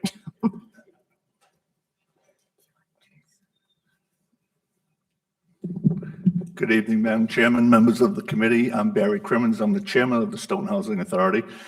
We welcome the opportunity to come here tonight on this application. I previously served as the Housing Authority's representative to the CPC. A couple of years ago, Don Brady took my spot. The only thing I'd like to mention, when I served on the CPC, one of the things that I was constantly asked was, when are you going to be able to come forward with a housing project? And actually, this committee supported a housing project a year or so ago. That's also on your agenda tonight, Hebrew Senior Life, which is right around the corner from us. For those of you who may not be as familiar as Carolyn is where the site is, it is the intersection of Drake Avenue when you come up past the Babe Ruth Field, if you're coming from School Street, or if you were coming in from Canton Street, it would be on the right-hand side. It will be part of our veterans project, although it will not be a veterans development, but it will be on the site of the veterans project that has been there since the 1950s. The Drake Ave, Memorial Drive, and then Porter Terrace are the 3 streets that go in there. The proposal is to build 4 duplex units in that area. So we already have the property. The units will be prefab construction. They'll all be duplexes. They'll be more or less identical, which will help with the efficiencies of construction. But really what's important about this project, and I think what we're most excited about, and we hope you all will be excited about, is it is going to replace 7 what we refer to as scattered site units that we currently own that are leased as family housing. You've heard me mention that past finance committee meetings, town meeting, one of our struggles is with the length of time that applicants have to wait on the wait list. and that's for both senior housing as well as family housing. But the longer of the two wait lists is unfortunately the family housing. And this is going to help us by replacing 7 older units that are not, unfortunately, in the best of shape. They're difficult to maintain because of the age of these units. They're not the most efficient, certainly from a heating standpoint and the like. So we'll be able to replace these 7 scattered site units, which we will ultimately sell, and a portion of those proceeds will go towards the cost for this project, and replace that with 8 new units, brand new units that will be accessible, that will be efficient, that will be located on property that we already own and manage. So again, as Colleen mentioned, and I've got to give kudos to Colleen. Many of you don't know her because she likes to fly under the radar, as they say. We were very fortunate to get Colleen to come on board as a director of the Stoughton Housing Authority under a management agreement. We share her with the Taunton Housing Authority and with a couple other housing authorities. And at the time, she came very highly recommended by those within the public housing industry. And she has done nothing but exceed our expectations beyond our wildest dreams. I've been on the Housing Authority for many years, and she has just steered that ship in ways that most folks just wouldn't understand, but would certainly appreciate. And with that, we're happy to answer any questions that you may have. We appreciate your support of this article. We appreciate the CPC's support of this article, and we're looking forward to this project getting off the ground in the very near future. So thank you. Thank you. I'm going to open it up to members of the committee for questions. Becca, Dawn, and then Heidi. And then Jonna. And Mark's writing them all down for me. Hi. Hi, thank you. I'm just trying to visualize where this is. So you said Drake Ave and Canton Street?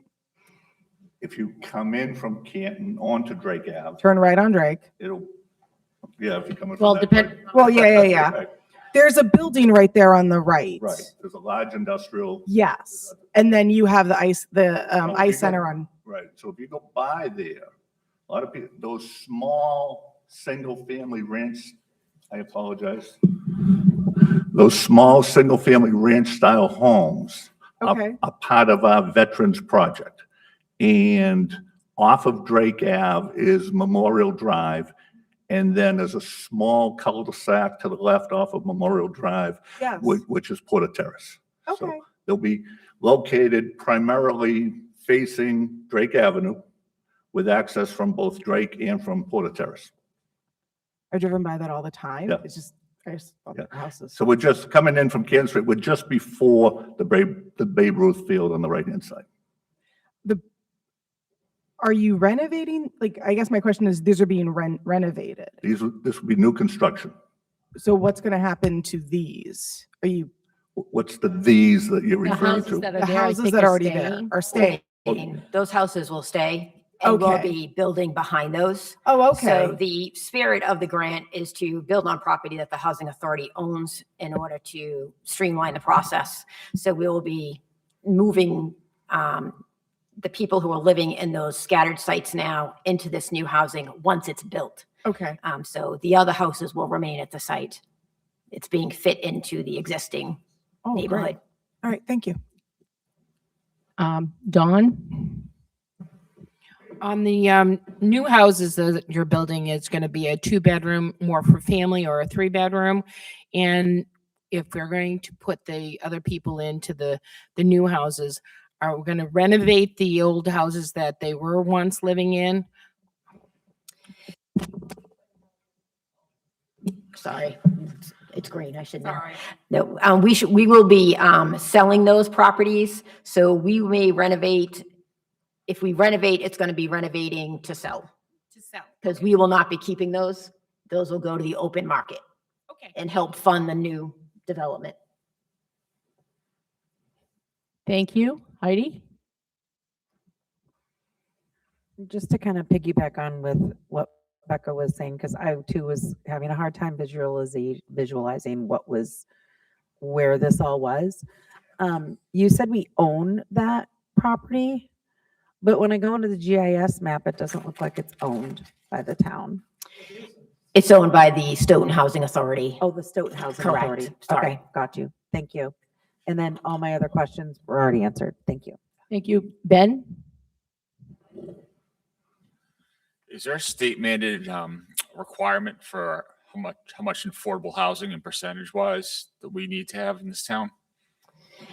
Every town has a percent that they have to meet. I believe it's 10%.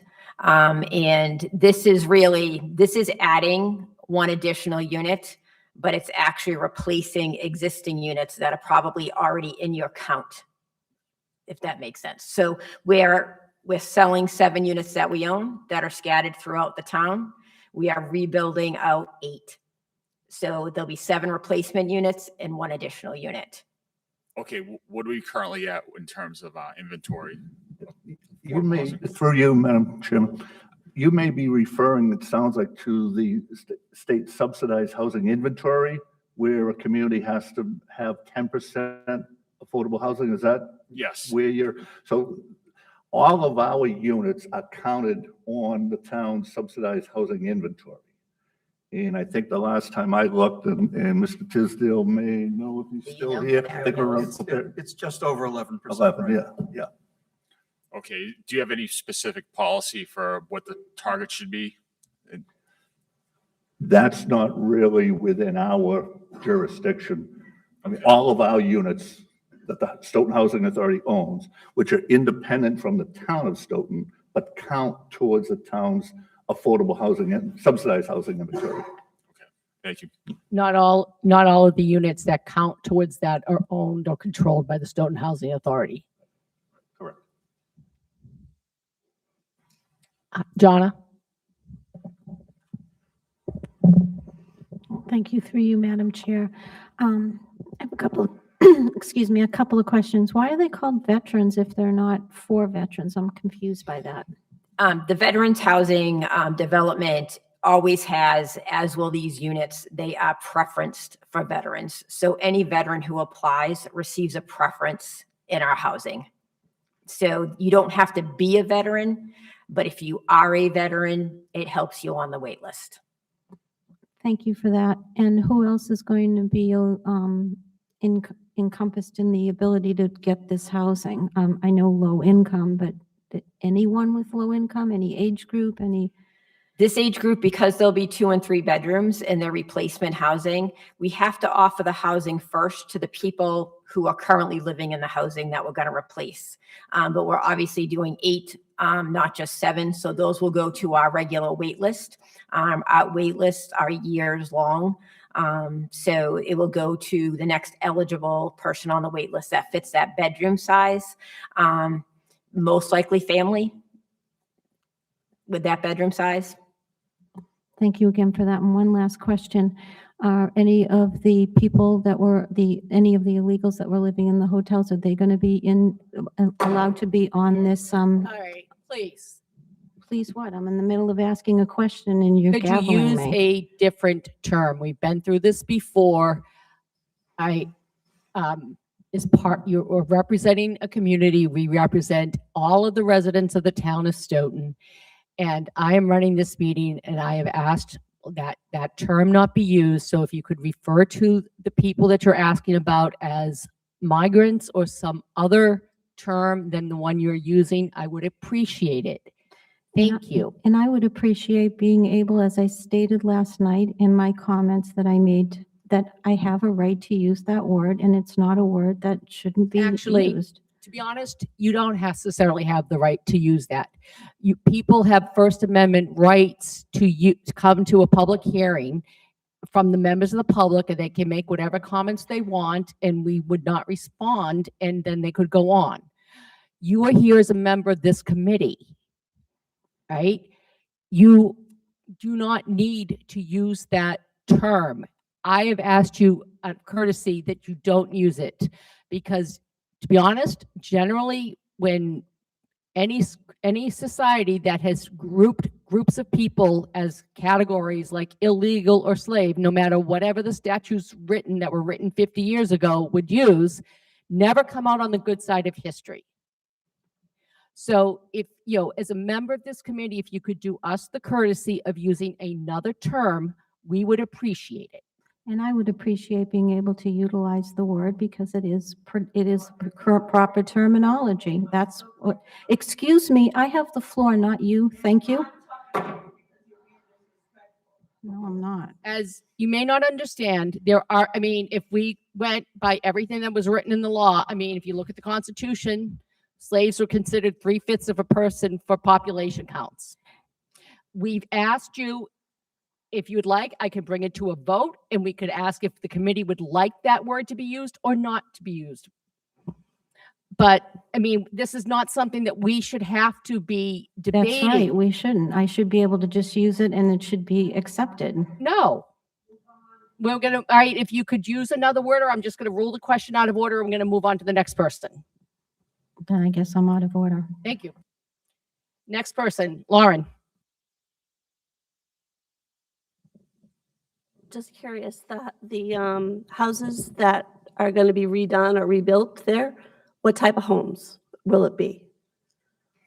At this time, and we're still in schematic design, but we're looking to use a modular home and most likely duplexes. Okay. Because they fit pretty good in that neighborhood at this time. Great. Thank you. Dawn? This might be a really dumb question, but will the new buildings be equipped with like washing machine and dryers for the individuals living there, and refrigerators? That's an expense. Sorry. Yes, we do always supply the refrigerators to everyone within the housing, and we do put washer and dryer hookups within those units. But we don't supply the washer and dryer machine, just the hookup. Dennis, Ben, did you have a question too? So Dennis and Ben, and then Joel. Yes, thank you. Are the 7 units that you're retiring or selling, is that necessary to sell prior to building the 8, or can we keep those 7 and then? So one thing that we've worked out with the state is that we don't want to relocate because it's not easy for those 7 households to find housing within school district, within Stoughton as it is now. So we will not displace until the new units are ready, and then we will sell. Did that answer that? It does. Can we keep the 7 units to get more people off of the years-long wait that you said? So by this grant, financially, we need the proceeds from the sale of those homes to go towards the new building. Thank you.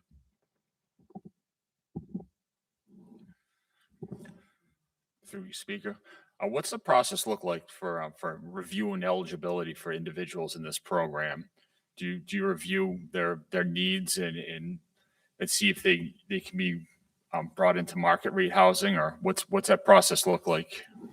So the state housing process now has and has for the last few years, a singular wait list. That wait list is called the CHAMP system. So everyone who needs this housing in Massachusetts can now fill out one application, pick multiple housing authorities. And then what happens is they come up to the list based on their priority and preference. So you heard me say veterans preference. That bumps people on a wait list because they're given that preference.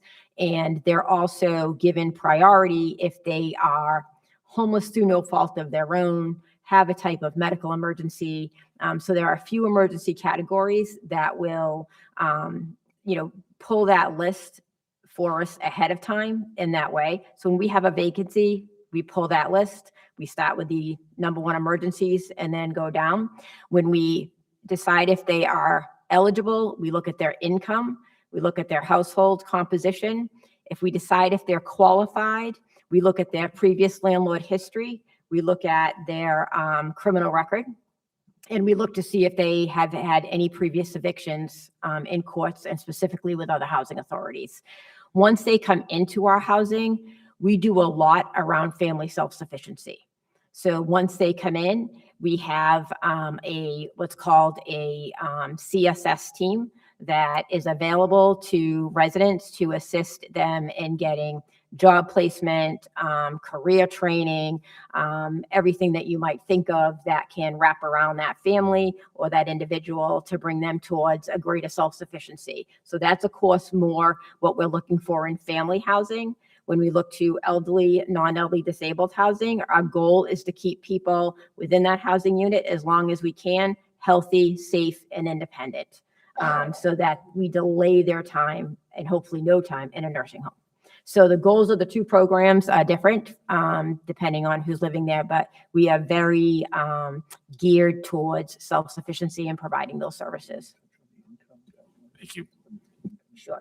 Yes, sorry. They do have to meet the income guidelines. We go by the low income guidelines that are published by HUD every year for this area. So for instance, right now, a 2-bedroom household would be capped at about 80,000.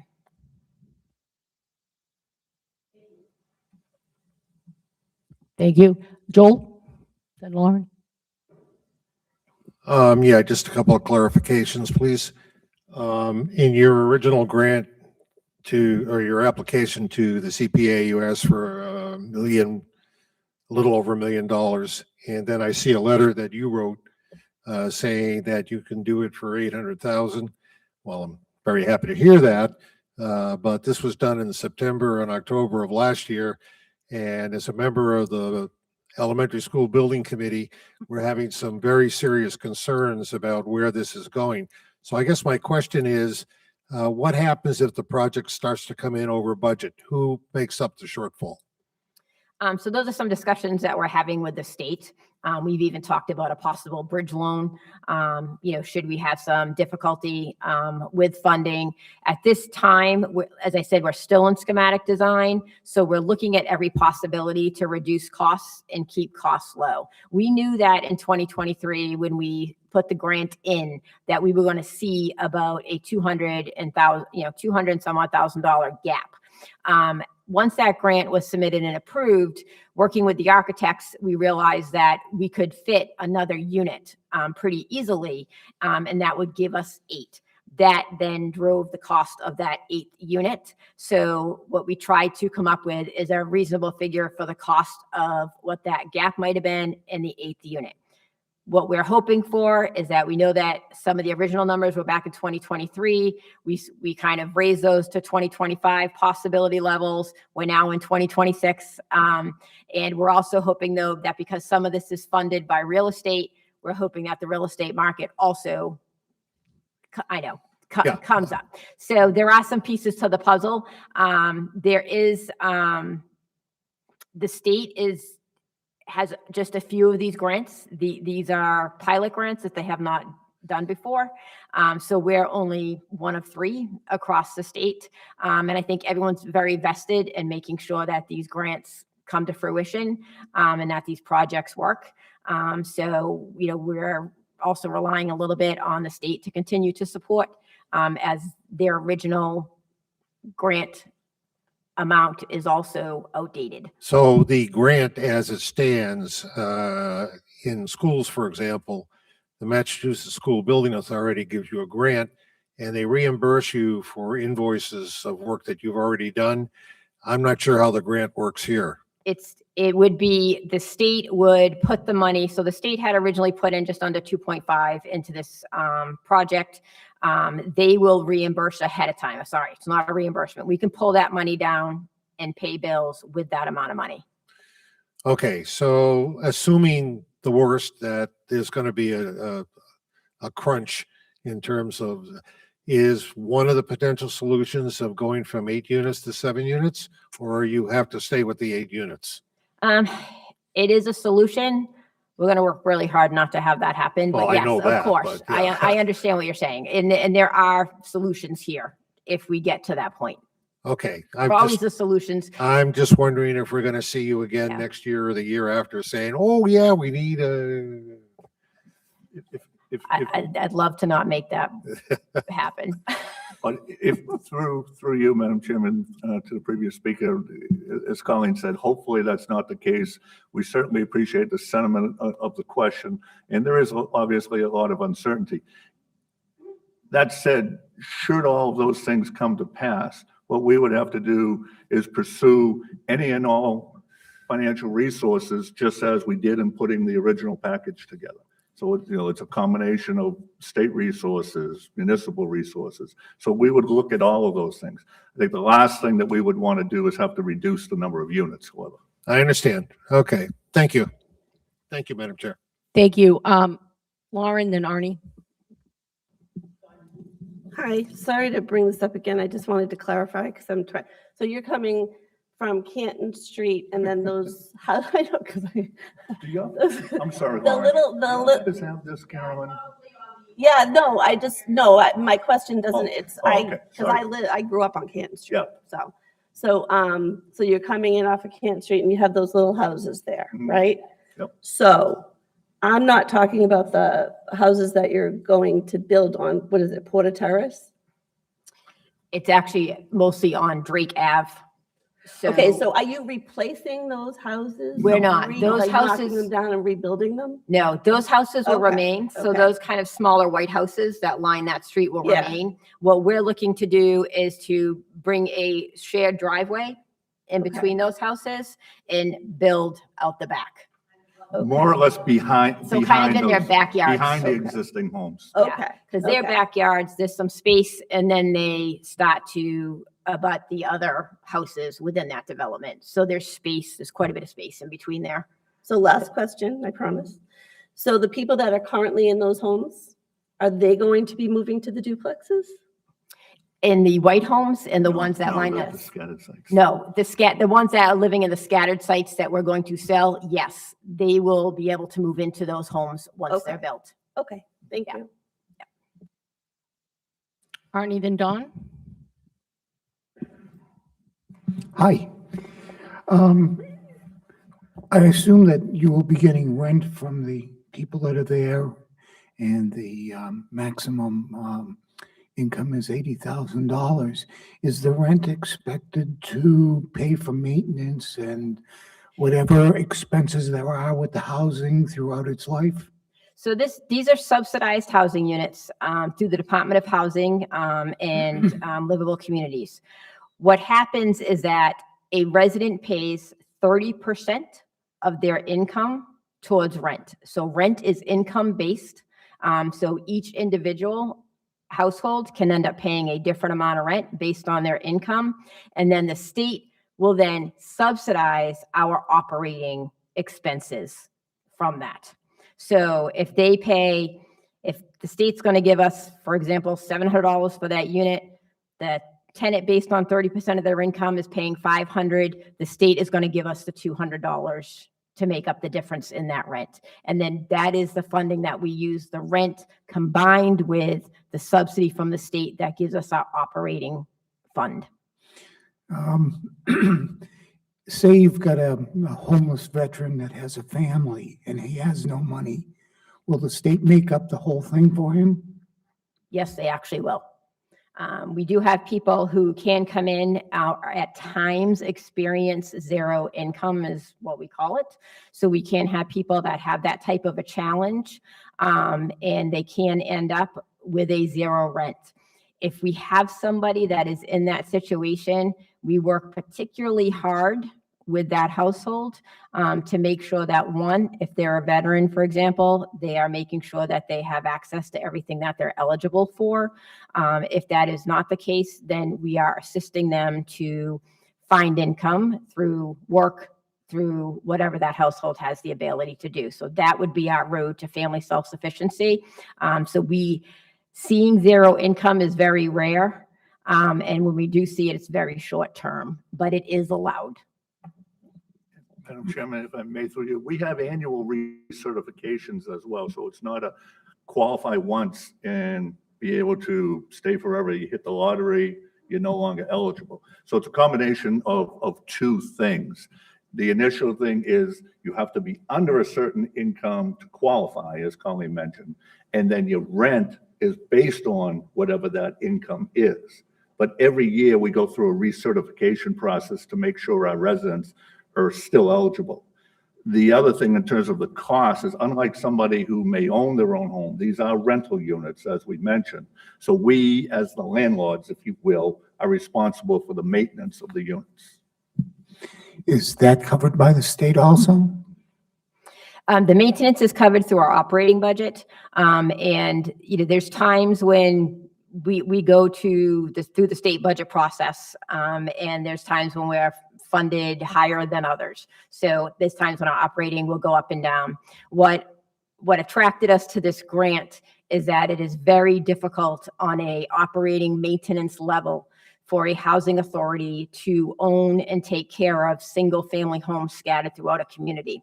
And that was what this program, which is called the 705 program. So what attracted us to this is to be able to rebuild those new on property that we own, and that will preserve them for decades to come. And that is that's a goal of ours. So that if we can preserve that, and for the next 10 years, know that maintenance is going to be a lot less on those buildings, it's a win for us all the way around. One last question. Does Stoughton municipal funds support the Stoughton housing facility? They do not. The Stoughton Housing Authority budget is separate from the town's municipal funds. So housing authorities directly get their funding through both the federal and state government, is actually the case for Stoughton. And we are special municipalities ourselves, housing authorities are, and our local boards are what keep us local in those towns. But we are not funded by the towns. Thank you very much. Dawn? Is there an inspection on these buildings as a previous broker had brought up the fact that we have paid for maintenance and you come back every year. Is there an inspection that goes and to make sure that since it's a new building, the upkeep and maintenance is kept up? And if they do something egregious, maybe do they pay for that themselves? Okay, Thank so you. let me answer in two parts. So one is that the Housing Authority's operating budget covers things like regular day-to-day maintenance. We also have what's called a capital budget, and that capital budget will be a 5-year plan, 10-year plan that goes into a major system that tracks the age of our systems, what we've done. If we've replaced the heating system, it's in that capital budget so that we can track our capital expenses. We do inspections every single year, once a year at least, in our units. And if we have a concern about how that unit is being cared for, like any other landlord, we can charge for the cost of repair. We do have the ability to do that. And it's also a lease violation. So we will also begin a conference process with that resident. Okay. Do we have any? Lauren, did you have a question? All right. Mark, go ahead. Thank you. I don't know if you guys are going to be able to answer this, but somebody I think in the audience named Mark might be able to answer it. The sewer and water on Drake, is that able to handle 8 new units, 8 family units, I should say? Will it be able to handle that, or do we have to beef up any of those lines or anything like that? Yeah, our engineering department has already reviewed that plan, and water and sewer capacity is not an issue. Okay. Thank you. Are there any more questions from anybody on the committee? Okay, Joel? Actually, I just have a comment. I've taken a look through your backup stuff, and I have to say, it appears that there might be some weaknesses. I took a look at, for example, at the construction estimate. It appears that is for 7 units and not 8 units.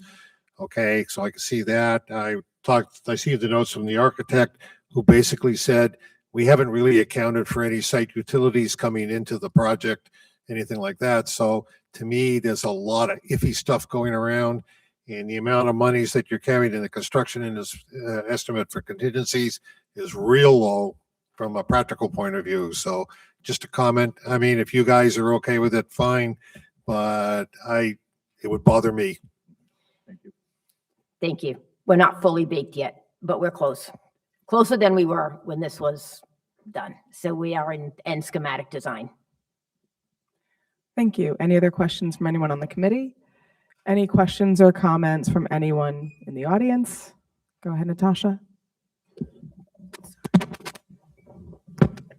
Natasha Gomes, Precinct 2. I'd like to start by saying thank you to Madam Chair for allowing this to be a meeting where all community members are welcomed.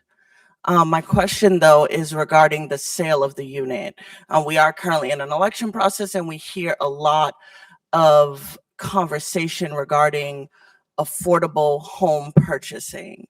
Does the units that are going up for sale or planned sale, do they have to go to the highest bidder, or can we mimic something like the city of Boston is doing, where you can't resell at a higher price so that we can get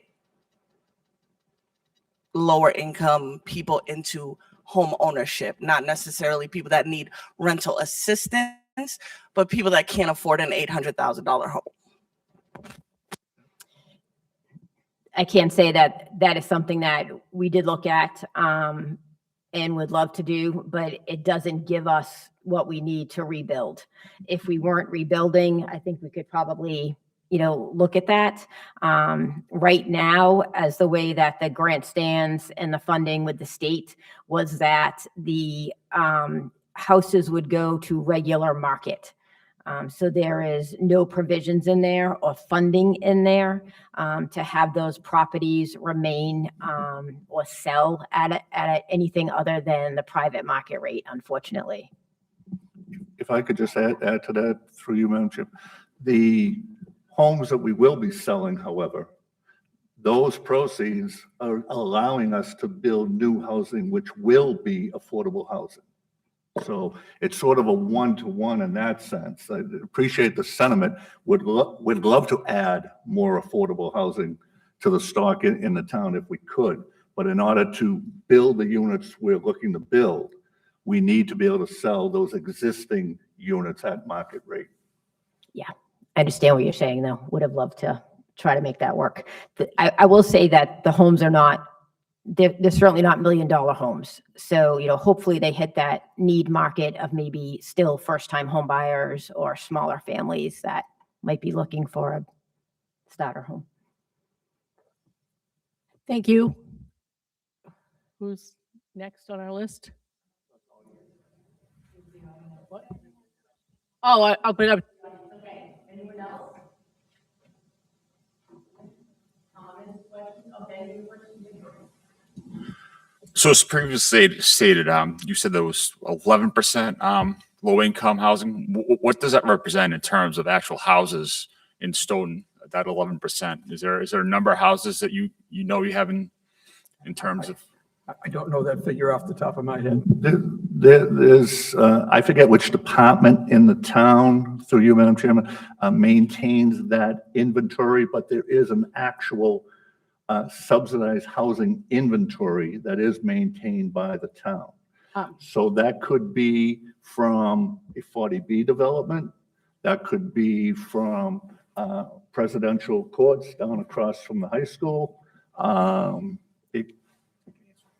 And here's a gentleman that could answer the question more directly.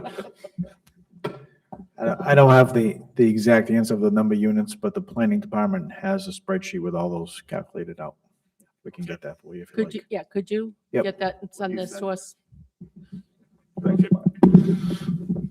I just bring that up because in terms from the economic standpoint, taking all these houses off the market and making them unavailable to first-time buyers, really it puts upward pressure on housing prices.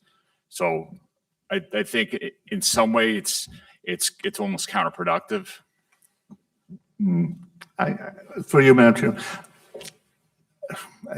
obviously, we could have a policy debate, but I think, as I mentioned, the sale of the existing homes, as Colleen mentioned, first of all, they basically would all be considered starter homes, or affordable with a small a, not necessarily deed restricted affordable, but affordable relatively speaking in the marketplace.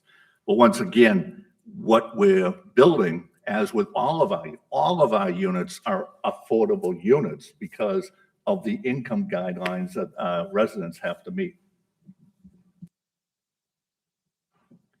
Thank you. Any other questions or comments from members of the audience on this article? All right, not seeing any. Thank you all very much for that very informative presentation. Thank you, Madam Chairman. Thank you, members of the committee. Carolyn, did you say your members do have this? Because if not, we'll get you copies. We have it on the backup material. Okay. That's online. If there's anybody that would like a hard copy, if you could get some and drop them off here, we can hand them out next week. Yeah. So we can get you, and there are maps in the back. If for you anyone townies, would like, for you townies that don't know where Drake Ave is.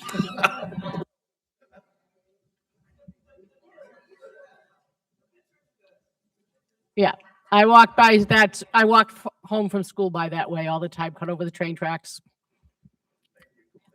So if anyone, you got some copies now. So if you would like, raise your hand. They can hand some off. Behind Arnie too and Dawn. Should make Barry do it.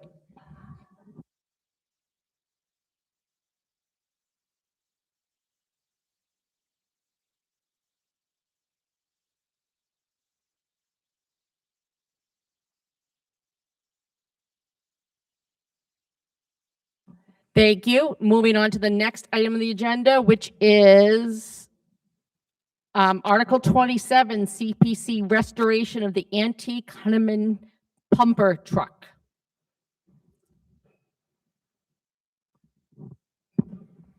And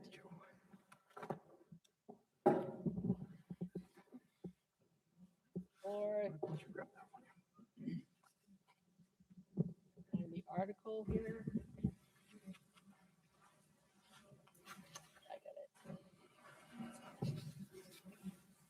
We are looking for the cost of $150,000 coming from the Historic Resources Fund balance to fund the restoration of an antique hand pumper truck from the 1850s, which was originally used by the town when purchased new. Thank you. Thank you, Madam Chair. A little funny sitting on this side looking out. But thank you for the opportunity to present this article, and I thank Barry and the members of the CPC for recognizing this project. Most of you will probably be aware of the project we had that CPC and the Finance Committee voted to support then, the 1928 Maxim pumper that we have. And that program has grown and to be an ambassador of Stoughton, which is definitely needed sometimes when we're being Stoughton. It has been all over the state. It's been into New Hampshire, Connecticut, Rhode Island. And you saw in some of the information I handed out, it was recognized by Jay Leno at the Concours d'Elegance in Newport, Rhode Island. So it was a real nice showing for Stoughton. We came across, after we knew it was out there somewhere, the Hunneman hand tub was actually, was bought just after the formation of the Stoughton Fire Department in 1849, and it was purchased in 1853. It served East Stoughton, which is now the town of Avon, and it served there until when Avon in 1881 became the town of Avon. They got rid of it, and then it went into oblivion. We don't know where it went, but it showed up in the town of Acton, Massachusetts. So back in 2023, we were able to with private funds, have that thing purchased, and it's been back in Stoughton since 2023. It's in poor shape. But we are not looking, this restoration will be a little different than the one that was done on engine 2, it's going to be what they call a patina restoration. So it'll look older, it won't look like it just rolled off the assembly line, but it'll look aged and look used. And that's where it allowed us to be significantly less in the cost on it. Again, this is, it's an extension of what we've done in marking history of Stoughton and the people that made the town of Stoughton what it was. In these days, these are people that were working farms and mills and, shops in downtown. And when a fire took out, the residents came together. They ran their horses up to the fire station. They got this and they pulled it either with a horse or by manpower. At the time, no disrespect to the ladies, but they weren't pulling the hand tubs at those days. But again, that was when Stoughton was 127 years old. It was before the Civil War. And we're marking another piece of history of showing people that Stoughton cares about the generations that made us who we are now. And by doing that, we recognized to this day firefighters who put their lives on the line every day when you look at the difference in the equipment. The Historical Society overall has grown. We've done some programs where some people that are around in 2008, we had a program where we had the United States flag truck come to town. That program that was at the time carried on it 3 Mount Rushmore flags that we used to cover the president's faces on Mount Rushmore at its rededication. So we had 2 of those flags that were unfurled by over 200 residents that rolled them out, standing arm to arm. And in that program, believe me, there were people that I knew and some other elected officials would know that didn't like each other, particularly, but they were standing elbow to elbow holding that flag. So it was a great event. We were lucky enough through, again, private fundraising to be able to buy that flag truck.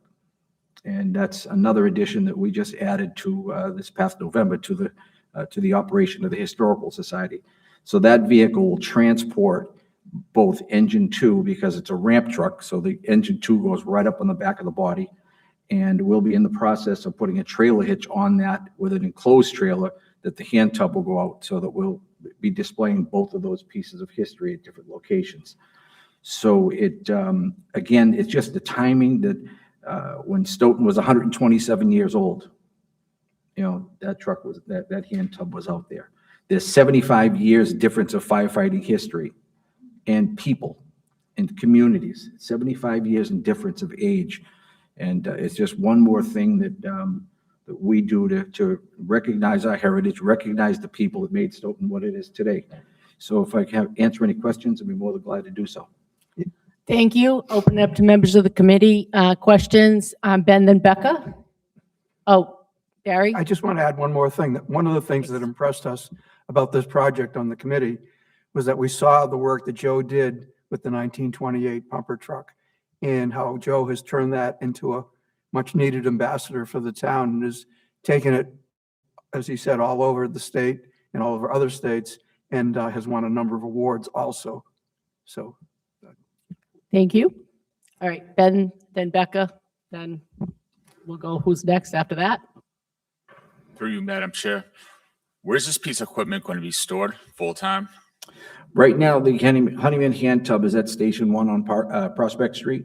There's plenty of room up there. Engine 2 has been in an Avon museum, but with the renovation of the Freeman Street headquarters, there was a bay that was added, just a small display bay. The engine 2 will be housed there. So at that, for this time now, until we think of other things and thinking down the road, I've already talked with somebody that might be able to donate a building that would allow us to have a central location for all of it. But I don't really know how that'll happen. We're talking about the possibility, which the hand tubs seem to do in some of the newer fire stations, is they build an enclosed glass presentation case, if you will, that would be attached to the building, very thick glass. So, you're not going to take it out with rocks or whatever, and the doors would open up into the bay. So it would be a display piece there at the fire station. So that's still in conversation as to what we can do. Okay. Do you have any idea how long it'll be available to the public in terms of percentage a year or how often? Oh, believe me, there's a lot of people that are stepping up since Engine 2 was out there.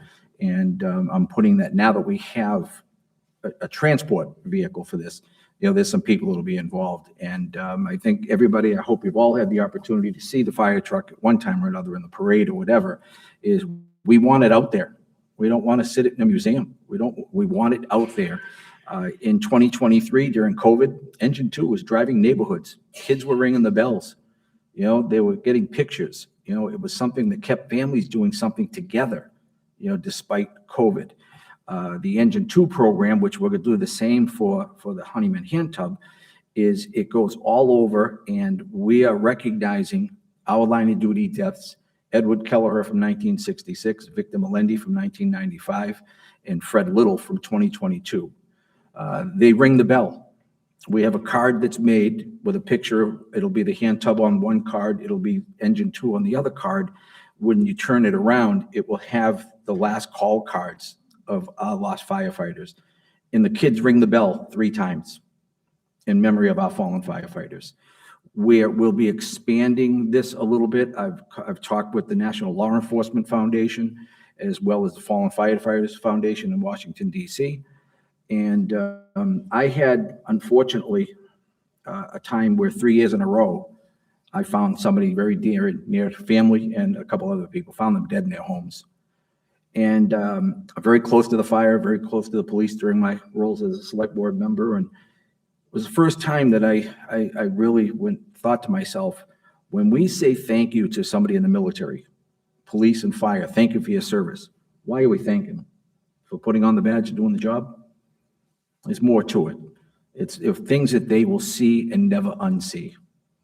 And live with that, take that home, be the loving father, the loving son, wife, and have to do that job with what they see.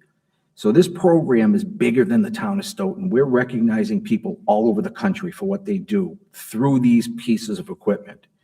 The National Flag Truck is one that took on a bigger thing, and it's veterans. It's people who have served in this, and given the supreme sacrifice for our country. So with these things, we're really representing, and the Historical Society has played, we're one of the best known at this point, just with what we have with Engine 2. Getting these other things is just going to take it to another level. So again, we're representing people who, to remember those and say thank you, and through these beautiful pieces of equipment. And it's only possible with your support. Thank you. Thank you. Becca? Dawn? My question was asked, so I'm all set. Thank you. The question is, on the flag truck, Ram truck, would we need somebody special to drive it, or? No, it's a non-CDL vehicle. It's not bound by any federal regulations because it's not used in interstate commerce. It has to be commerce before that would all kick in. Thank you. Okay. Jonna?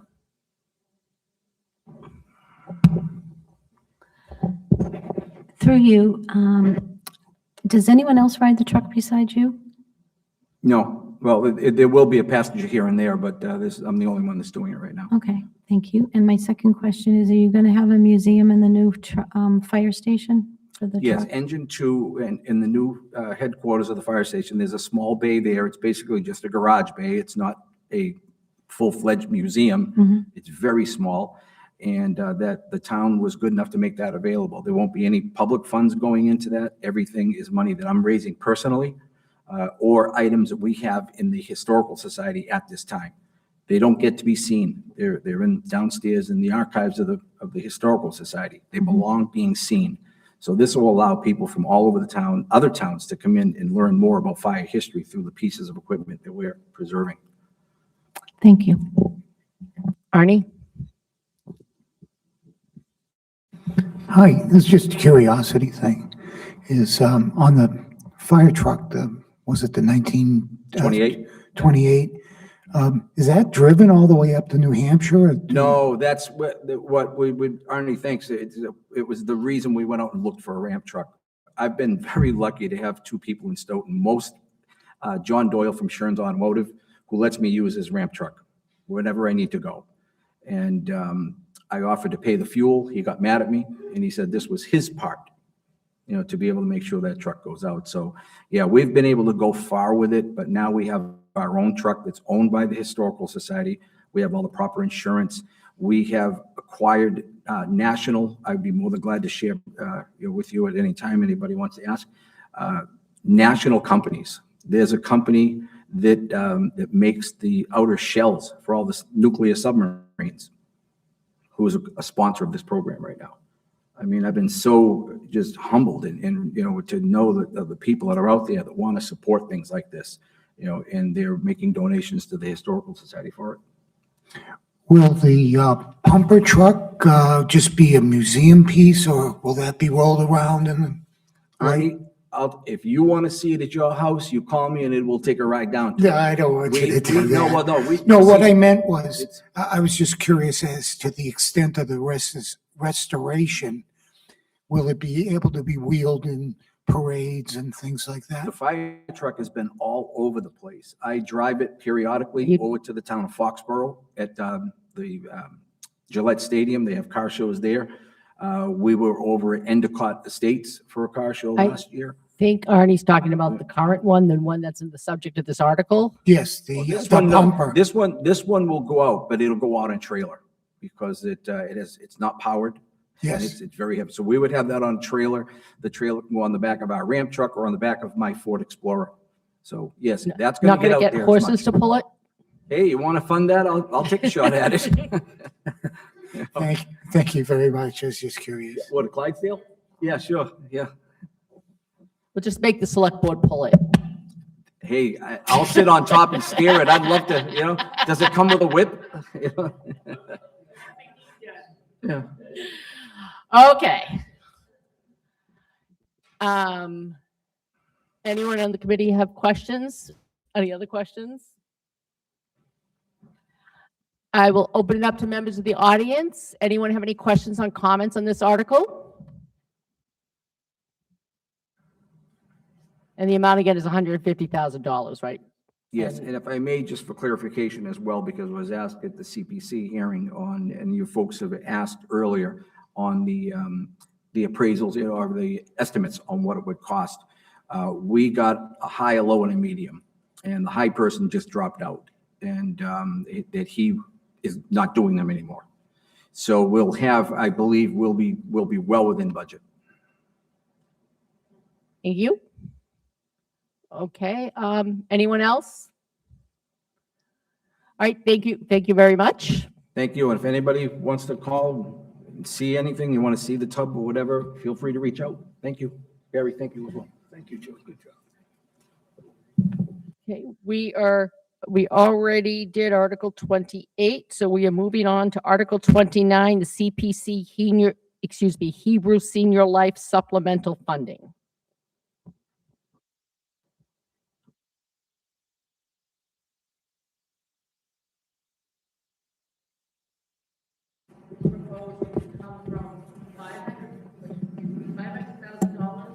Sorry, I know I shut the mic off by accident. I apologize. It's proposing to have $500,000 total of $19,207 coming from the undesignated fund of the CPC, and then $480,793 from the FY 2027 budgeted annual reserve to support the construction of an all-affordable senior housing complex on the corner of Canton and Canton and Simpson Streets. So, if you could introduce yourselves and explain what this is for, we would appreciate it. Good evening. I'm Deb Morse, and I'm joined by my colleague Kim Brooks from Hebrew Senior Life. Thank you for having us tonight. I also want to just thank the Community Preservation Committee, the Planning Department, the Engineering Department from the town of Stoughton, who have been extraordinarily helpful in assisting us to move this project towards construction. We continue to be grateful for the town's support of our 96-unit all-affordable senior housing community. And a lot has happened since we last presented to you. Most notably, we've received state funding to move this project along. We've submitted the final site plan to the town's planning department and engineering department for their review and comments. We've received the order of conditions from the Conservation Commission, and we're poised to begin construction at the end of June or the beginning of July. We're here tonight to discuss with you our request for an additional $500,000 of CPC funds. This request will essentially serve as what we're calling a macroeconomic reserve to safeguard the project against market volatility. If we don't need the funds, which we will know before we begin construction at the end of June or July, we will withdraw our request. Between February 2025 and now, there have been two significant disruptions to our development budget.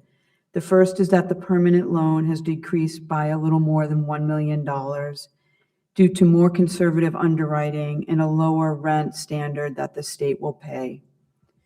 The second disruption is that construction costs have increased by more than $1 million, mostly because of a new Buy America, Build America regulation that requires all construction materials to be manufactured in the United States. We have a slide in the PowerPoint presentation that provides details on this. To potentially offset these increases, we applied for and received a very significant energy grant from the state. We've engaged in a rigorous value engineering process to reduce the construction costs, and we continue to defer a significant part of our fee. So that's where we are in the project, and looking forward to answering any questions you might have. Thank you. Jonna? For you, Madam Chair. I wanted to ask, because last year when you were trying to get approval for this, there was a lot of dissent in the community about the fact that this was being built on toxic land. Have you done any more testing like you said you were going to do, and where are those results to be seen? The town planning department has all of our environmental reports, which have been thorough. There are no reportable environmental conditions have been found anywhere on this site. With all due respect, you said that last year too, and when I read that 1,000-page report, you didn't even test water, soil, or air. So what are you banking that on? I mean, I don't understand how you can say that. You know, we had a licensed environmental specialist do the phase 1 report, and her findings were that there were no reportable environmental conditions. So that's what we're relying on. When we start the site work, we will start pulling up some of the soil, and that will be tested. But to date, all of our environmental testing is coming back as the site is clean with no reportable environmental conditions. So I just want to follow up with that. When did this new testing start that you claimed you were going to do? Are you relying on that old testing from that original report? No, we just actually updated the report about 2 weeks ago. Could you get us a copy of that report, please? Yes, of course. Just one more follow-up. You're going to dig up the soil and then test it? Wouldn't it be more appropriate to test the land before you start building? It's just the standard sort of order of operations of the construction project. Okay, thank you. Thank you. Yeah, I would like to see that report as well as how you've done for testing. Arnie, then Joel, did you want to speak?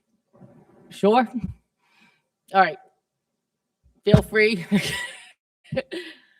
Arnie, Joel, Ben, and we'll go, because I won't remember any more names after that right now. Thank you for coming. To just expand the discussion based on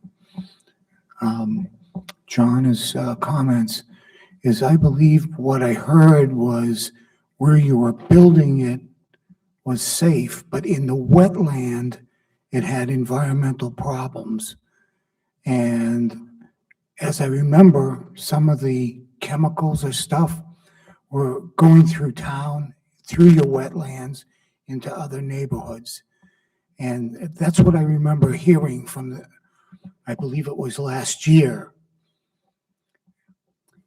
So We're not building on any wetlands. That wasn't my question. There is an environmental problem in the wetlands, but the spot you are building on, there is not. I'm not aware of any environmental problems in the wetlands. I don't know. If I could, this project was approved by the Conservation Commission. Oh, I think what Arnie is saying is there's a history of that property that was in the middle of a flow of hazardous toxic waste from factories up, and it flowed down. I understand, and I think this is what you're saying, Arnie, that the site where you're actually planning to build the building was not contaminated.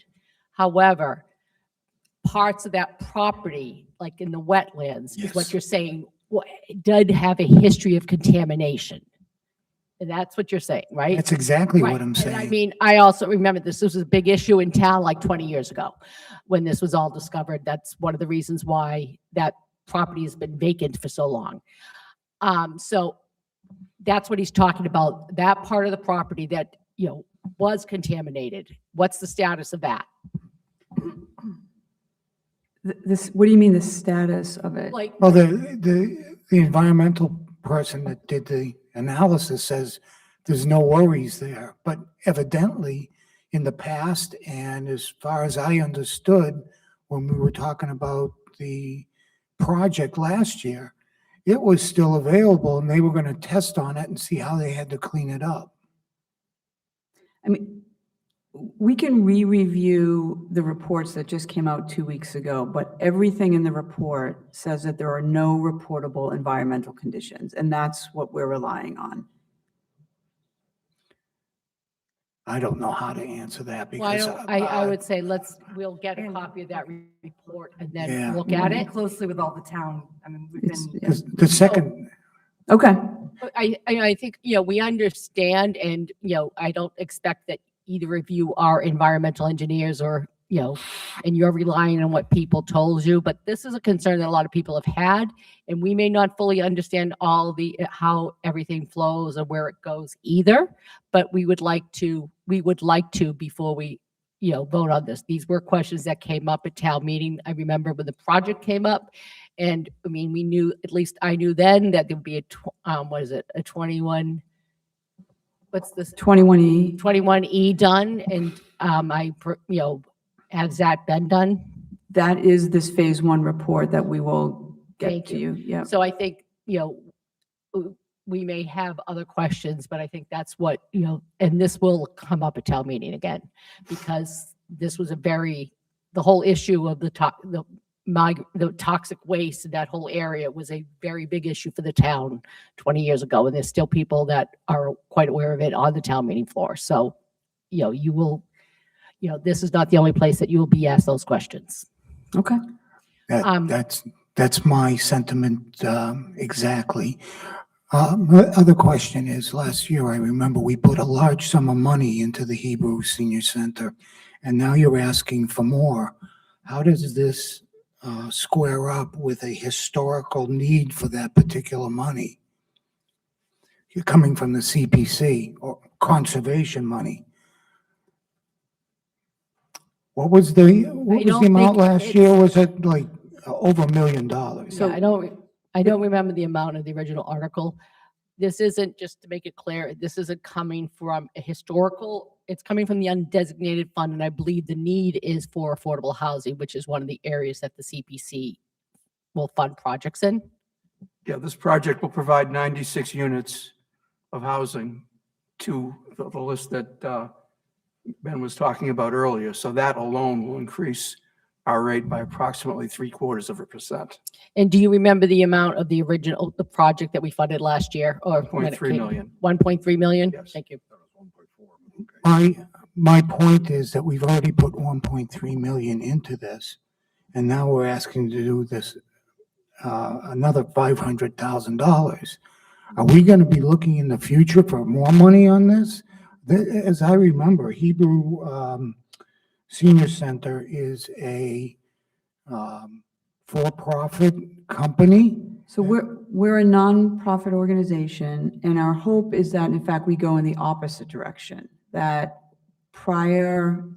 after town meeting, but prior to us beginning construction, if all works out well, we actually withdraw the request for 500,000.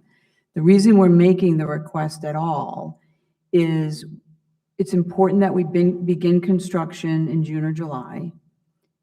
We have to make sure that we have sufficient resources to build the building.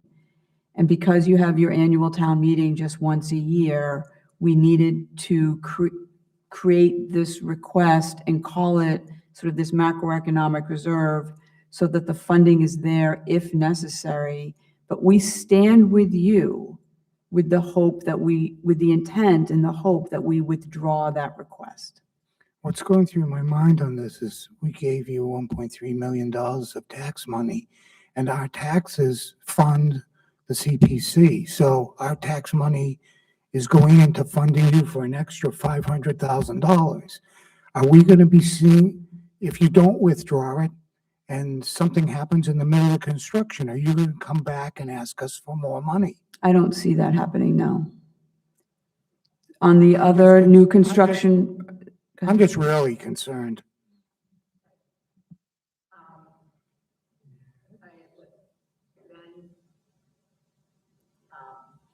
Joel, Dawn, Ian, Mike. Sorry, Ben, Joel, Dawn, Ian.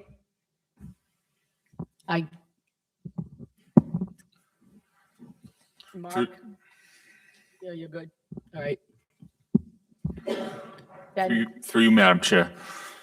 So what are the parameters of eligibility to attend the Hebrew Senior Life Center in terms of age and income? The age is 62 and older to move into this community.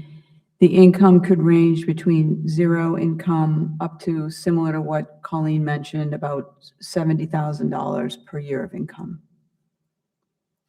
Okay, thank you. You're welcome. Joel? I had to start writing. I understand the reasoning for the reserve, which is fine. But the question I have is something you said earlier. Is any of this project being funded by federal government, federal money? So yes, via the Executive Office of Housing and Livable Communities at the state, which is providing us with an extraordinary amount of resources for this project to move forward. Some of those funds are coming from the federal government, point one. Point two, some of the operating subsidy that allows for very low-income seniors to move in comes from the federal government. So because of that funding, that's why you have to do this Buy American? That's exactly right. Okay, so if the state took over all the funding, could we bypass that? Good question. We've asked that a few times. Is there any way for us to substitute state dollars for the federal dollars? There's not enough state dollars to do that. Oh, well, you got a problem. Thank you. How much total funding, how much is this total project coming from all the funding sources? I know. About $62 million. Thank you. I know we were probably told this last year. I just don't remember. Dawn? Thank you. I know a standard 21E phase evaluation doesn't usually include soil or water sampling. So if a contamination is suspected, phase 2 would have the assessment to require laboratory testing on that. Who would be paying for that? So the phase, you're exactly right. The phase 1 indicated that there was no need to do phase 2 testing, but if there was, we would pay for that. Hebrew Senior Life would pay for that. Ian? Thank you, Madam Chair. What kind of guardrails or protection with this 500,000? Because I understand that it's sort of reserve, but then there is the fear that with a construction project, if somebody's aware that the reserve exists, then all of a sudden the price matches the reserve. The general contractor has no idea about the sources of funding that we have going into this project. And we have been working very closely with them on value engineering to reduce the price of the construction project. So they don't know about this $500,000 reserve. They don't know about any of the money going into the project. We have just said to them, right now, we have to continue to trim the construction budget for us to get to a construction start. Just, I mean, on that point, because these are public hearings, so I mean, it's not necessarily hidden if they They want may to. know now. Yes. And we do have some, Stoughton has kind of gotten to the habit of doing multiple town meetings. So could this possibly come before an autumn town meeting? No, because we need to begin construction at sort of the end of June or July. So waiting until the fall would put that construction start at risk. And that would put the construction pricing at risk because they're not going to hold their pricing indefinitely. Okay. If I could add, there is a timeline because the construction loan closing is scheduled for, I believe, June, is it not? End of June or Okay. July. Yeah. Thank you. Any members of the committee have any questions? If any members of the audience would like to speak on this article, Cynthia, then Rich. Cynthia Walsh, 1096 Park Street. On behalf of Stoughton seniors who are desperate for housing, I want to thank you ladies for all of the time and commitment and the number of meetings you've gone to and the calmness and dignity when you respond to some, in some cases, outrageous remarks. Thank you. Rich?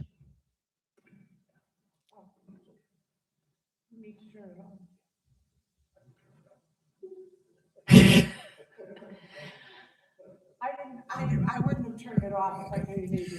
Richard Terry, I am a member of the planning board. And when we reviewed this project, we reviewed all the properties that the Hebrew Senior Centers around the state.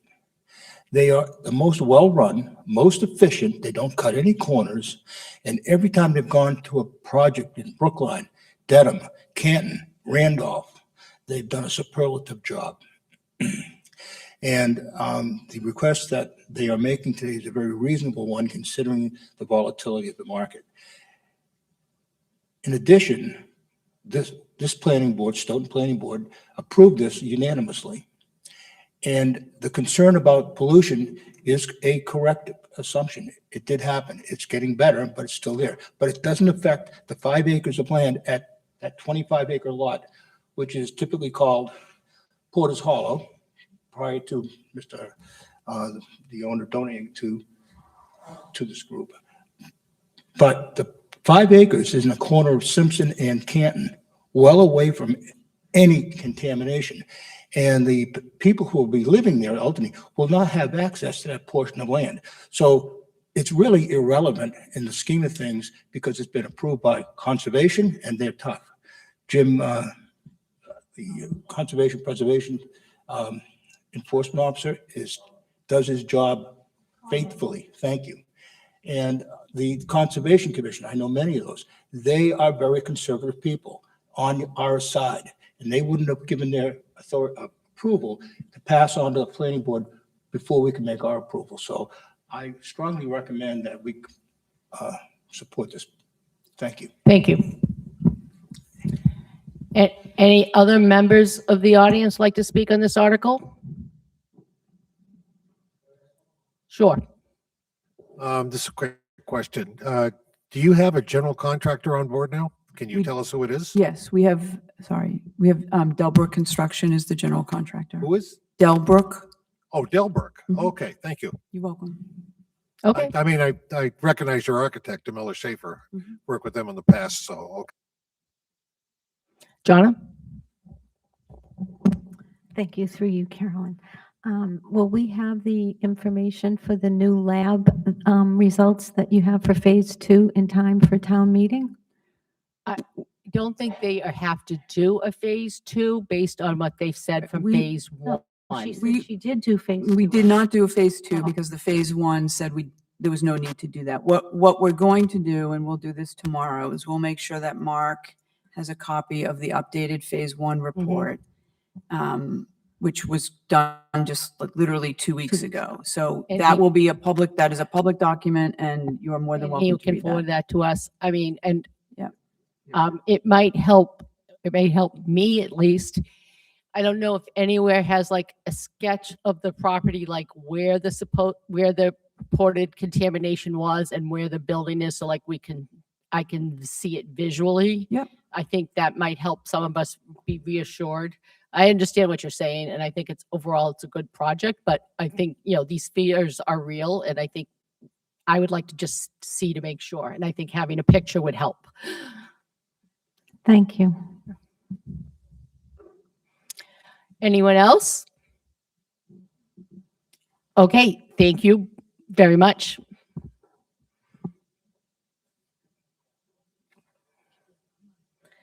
Next on the agenda is Article 30, CPC Article Stoughton Bank Lofts Historic Preservation.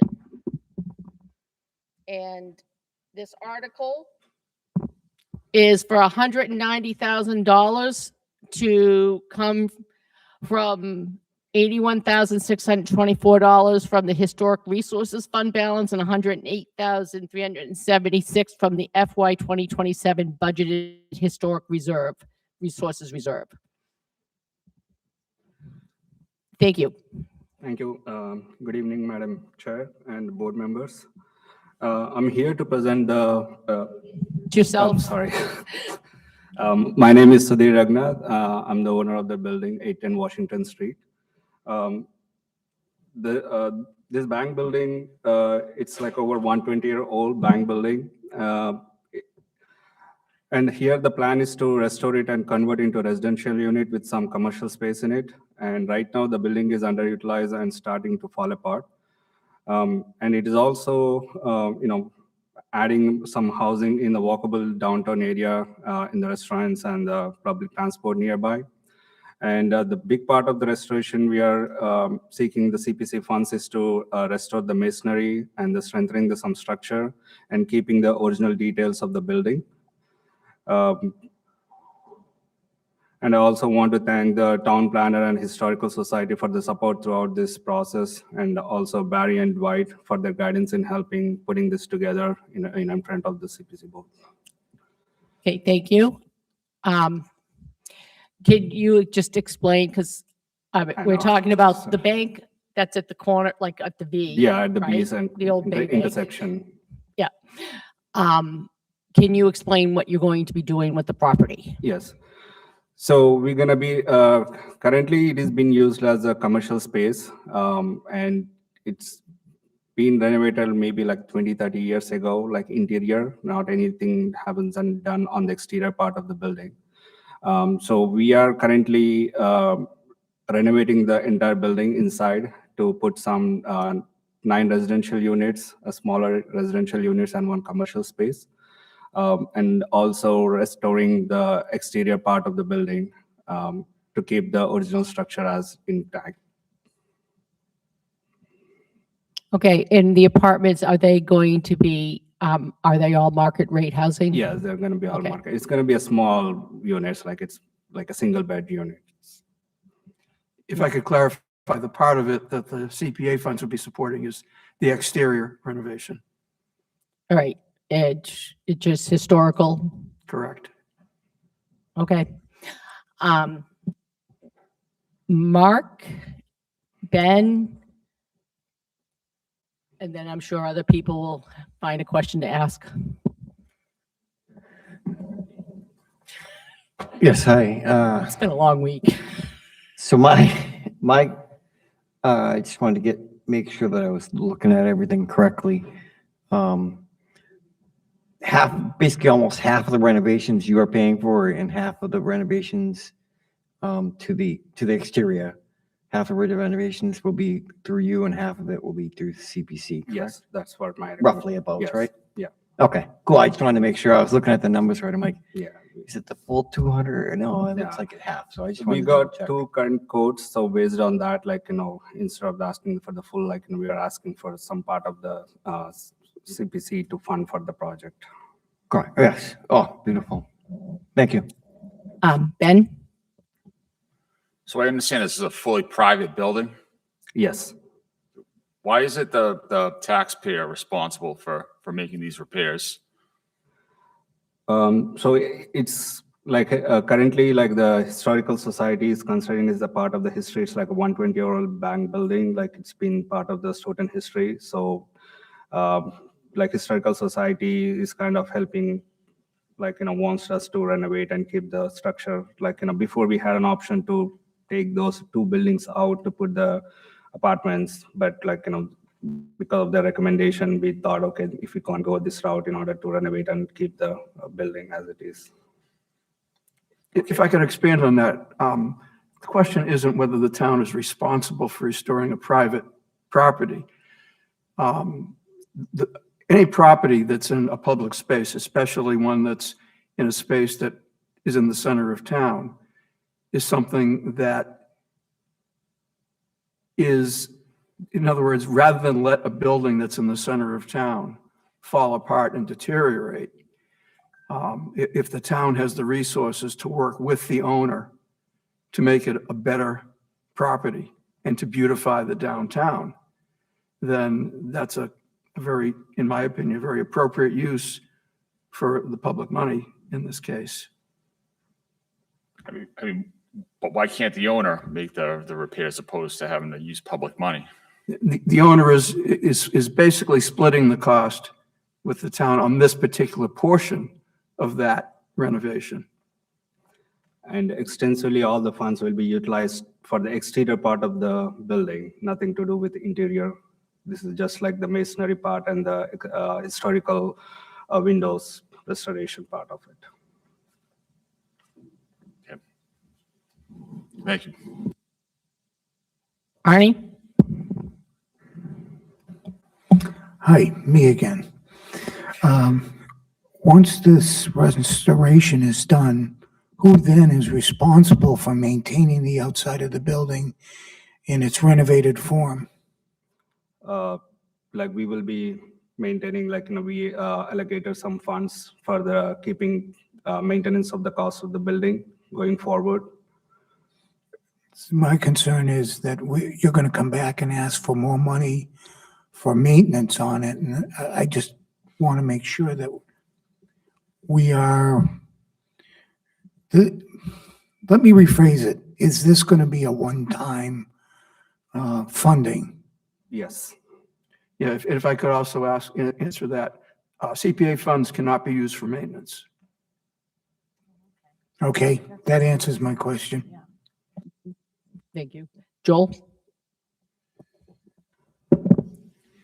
If this article isn't approved, what happens? We're gonna be still going with it. Like we will be still restoring the building, but some of the funds will not be utilized for the exterior part. Like, just it's gonna be a tough on my, like, and as we are there spending a lot of money in restoring the whole building, and this part will not be, getting me any money going forward. But your organization actually owns the building. Yes. Okay, thank you. Dawn and Lauren? Or Lauren and, yeah.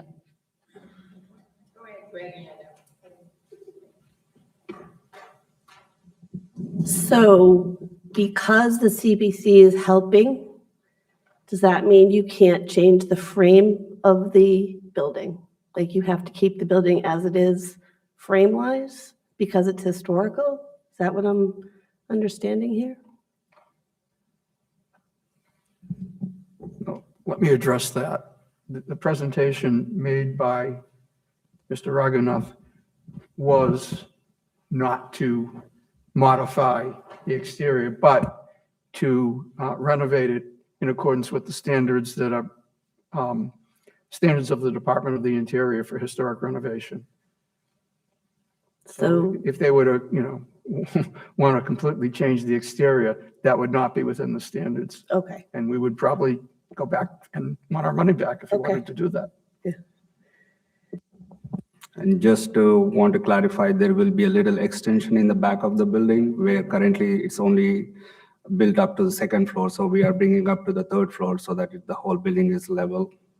Just want to clarify. So the whole building is 3 floors, Yes. Yeah, we know about that, but the basic look of the exterior, especially as you see it especially from the the far front, from the yes. square. will remain.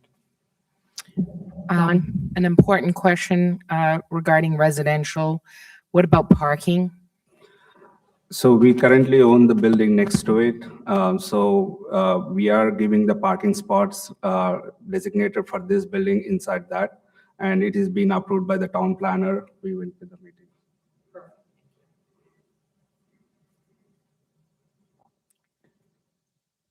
Any members of the committee have any other questions? At least for now. All right, I'll open it up to the members of the public. Cynthia, then Natasha. Cynthia Walsh, 1096 Park Street. There is no one alive today who can remember Stoughton Square without that building. It's not quite as old as the railroad station. I guess it's 18 years younger. But it's part of the face of Stoughton. And when you give directions, you go the left of the bank, the right of the bank. My parents actually banked there when it was a bank. So I think it's important to keep that there. What goes on behind the facade? More housing near the railroad station and also, as I say, walkability and all of that stuff. I only see that as a positive. People want to live in the square. I mean, before buildings are even finished, they've got them rented out. A lot of younger folks rely on public transportation. They might be 25 and 30 and don't even have a driver's license. So I think this is important to add housing to the square, but also to keep that figurehead at that end of the square. Thank you. Thank you. Natasha? Natasha Gomes, Precinct 2. While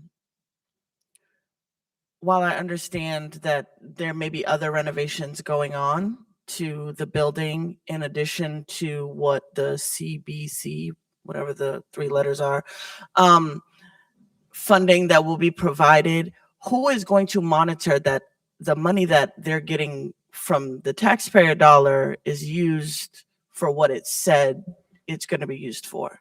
Yep. The CPC will monitor it. Any project that the CPC recommends that is approved by town meeting, and there are people in this room who can verify this, has to come back to the CPC periodically during the course of construction and report on what is going on and what is done, provide photographs if necessary. So we have a rotating schedule. Everything that has been approved comes back to us roughly every 3 or 4 months, sometimes every 6 months, but depends Okay, on the that's great project. to hear. And I just have one. Go right ahead. With regards to the parking, there's been, again, a lot of existing conversation about the importance of parking and parking availability in that area. How are you proposing to control the tenants' parking to ensure that retail parking is not being interrupted by people that live in that area and may leave their car there to take the train or whatever, so have you? So they have the designated parkings for whoever will be the tenants of this building. So we do have that. So we will try to enforce that they have to park in the designated areas. How many parking spaces do you have So the planned next for the building has like about 24 parking spots. So we have given like 5 for this project at this point. And you're talking like what, 8 or 9 units in this? Yeah. It's going to be an elevator. There won't be elevator going forward because that elevator cannot be, I mean, it can be modernized, but it's costing me almost like 600,000 just to renovate it because it's like an old elevator and there is nobody manufactured the same size anymore. So we went through that part, and it's like Okay. there is no return on the money on that at this point. Like, Yeah, all the elevators are bigger. yes. And based on the code, like we don't need an elevator if it is a 3 Yep. stories or less. Thank you. Rich?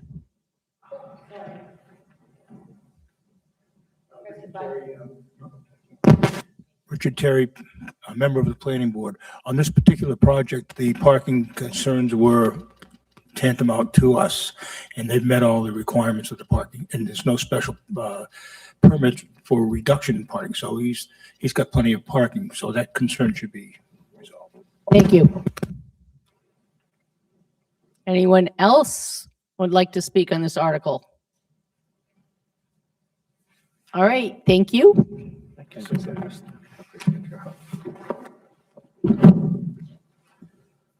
Our next article is Article 31, which is a closed out of CPC closeout of prior authorizations. Yep, I'll speak to this one. We have 3 projects which have been completed, and there's some money left over on 2 of them. And we'll just be going to town meeting and asking for an official closeout from town meeting so that that money can go back into the CPA fund and be used for other projects. Thank you. And just in case anyone wants to know, we're looking, you want to close out the railroad station rehabilitation, which has no balance left. Dennison Fields design phase, which has about $7,480 left. And then the Marks Field rehab design phase, which has about a couple of $1,000s left. Those are the 3 projects. Yes, the last 2 are design phases for projects which are, well, actually, yeah, which will be under construction. The Dennison Field is on this agenda, which you heard from Matt Cushon before, and Marks Field is being constructed and should be finished fairly shortly. Yeah, I think we voted on that already at town meeting. Yep. Okay, any questions, Joel? Yeah, very quick question.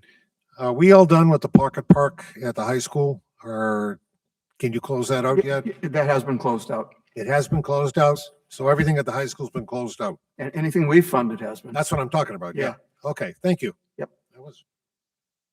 Any other questions or comments from members of the committee on this? Open it up to members of the public. Anyone want to make any questions or comments on this article? Not seeing anybody. I'm going to thank you, Barry. I am moving on to, we have an article. Our next article is Article 38. It's a petitioned article. So I'd ask the petitioner to come forth and introduce herself and just explain what this article is. And I believe for the, what article number is it? 38. Yeah. Oh, I got a zoning article in here.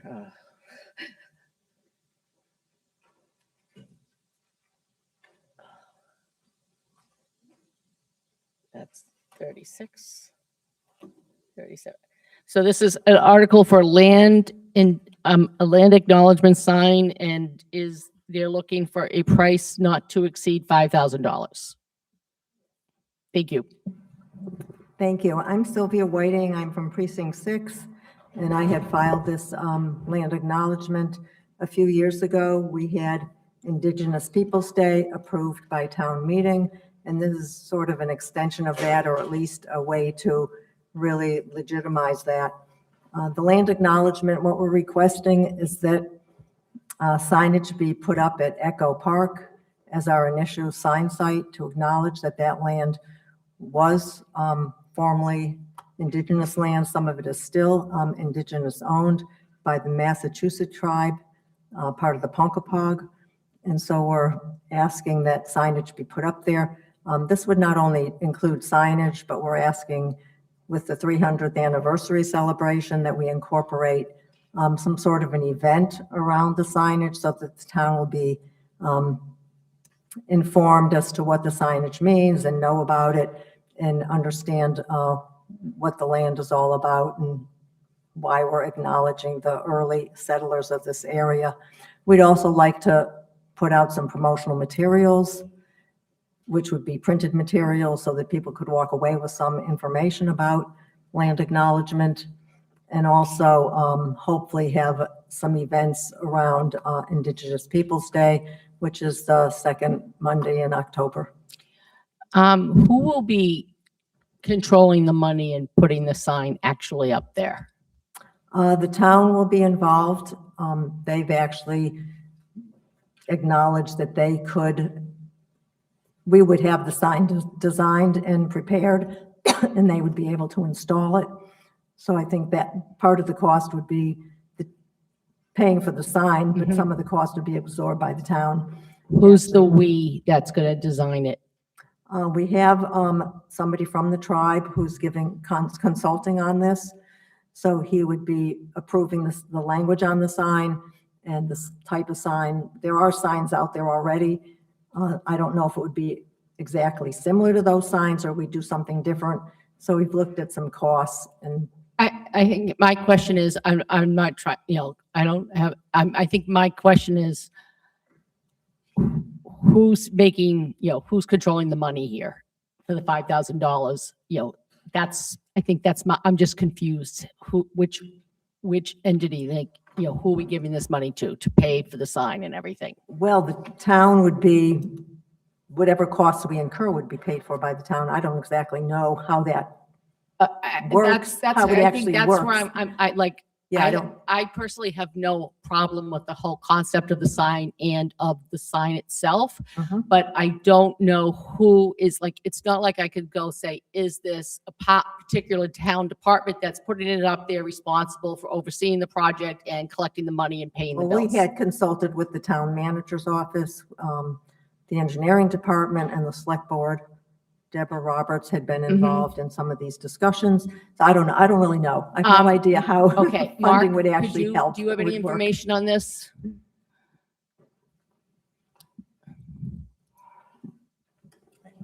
Thank you. Well, I think with any use of town funds, we would set up an account with our accounting department, and all invoices would have to be approved through the town manager's office. So this would likely be going through the town manager's office as the town department that's going to handle it. That's what I wanted to know. No, and I'm sure you didn't. I think in this position, I wanted to know that. Thank you. Members of the committee, any questions? Mark? Is this sign going to be like the other historical signs that are around town for different locations? It could be. We haven't gotten that far as to, we're working with the Historical Society as far as placement of the sign and acknowledging exactly where it would be located and that this land was actually native land. As far as the actual sign itself, I know there are some slanted signs. There's one outside of here on town hall property. We're not sure if it would be like that. Some of them haven't stood up very well to the weather. So we're considering, something that's going to be lasting and not have to be replaced in the near future because the materials don't stand up. So some of the signs are actually a metal sign that's engraved, which I've seen for land acknowledgement in other locations in Massachusetts, and they're lasting for indefinite periods of time. So we're not sure what type, what the sign would look like. My preference would be something like that rather than the slanted signs that has a plastic over them with the. Have you thought of these signs before you go into the parks where they're made out of wood and they have the doors where it open, you can add things and change it periodically for different things.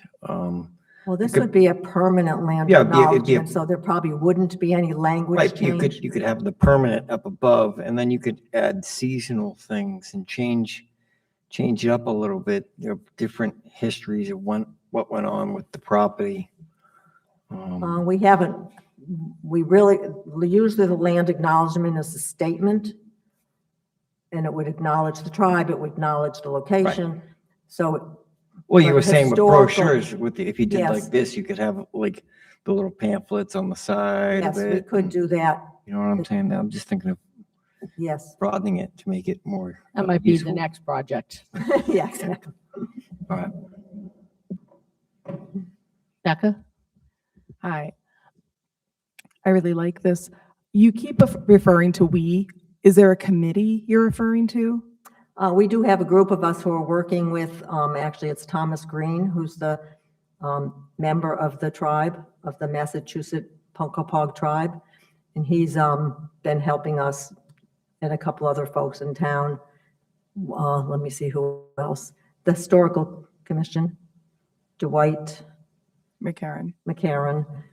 David Lambert, Susan Stewart Rassicott Stewart is also involved, and then Jasmine Tangway is involved. So there's a couple of us who have a committee that have been working on this since after Indigenous Peoples' Day was approved a couple of years ago. They got involved in having an event. We would like the town to really adopt Indigenous Peoples' Day like we do the 4th of July or Juneteenth or Martin Luther King Day. That hasn't happened yet, but we feel that this is another step forward in really sharing the early history. And with the 300th anniversary, it's an ideal time to really look back before 300 years, because this town, there was a lot going on here before that time. And I think it's really important that we all know about that. Okay. One of the things you said before about the different signs around town, all I could think about was rec doing a, you know how they do the bunny, like look for the bunny and do the pictures. Like, you can go around and look for the different signs around town. That'd be neat. Well, yes, it could be put on the map of, let's find this sign, let's find that sign. And yes, and there are a lot of other locations in town that eventually we would like to have land acknowledgement at other locations, not just there, even at Town Hall. Because this land, this whole area was Indigenous land. It was the summer place, actually the winter location for the tribes. The tribes went to the coastline and then came back to this location. And this whole area was a very populated area. Thank you. Heidi? Thank you for bringing this forward to us and to town meeting. In research that I've done, there are 3 tribes that originated in this area.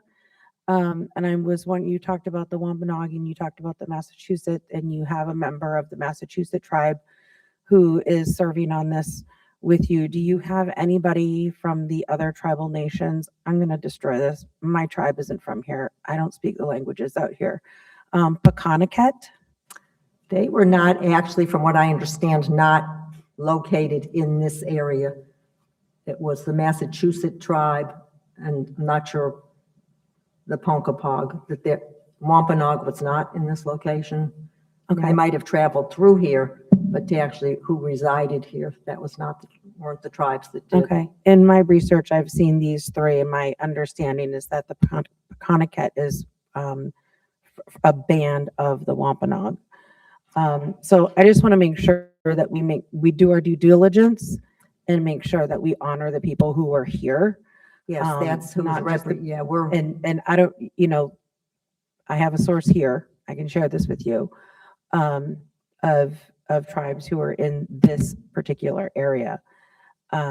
So I just want to make sure that you have people representing those tribes who are going to be on the sign as a part of the conversation.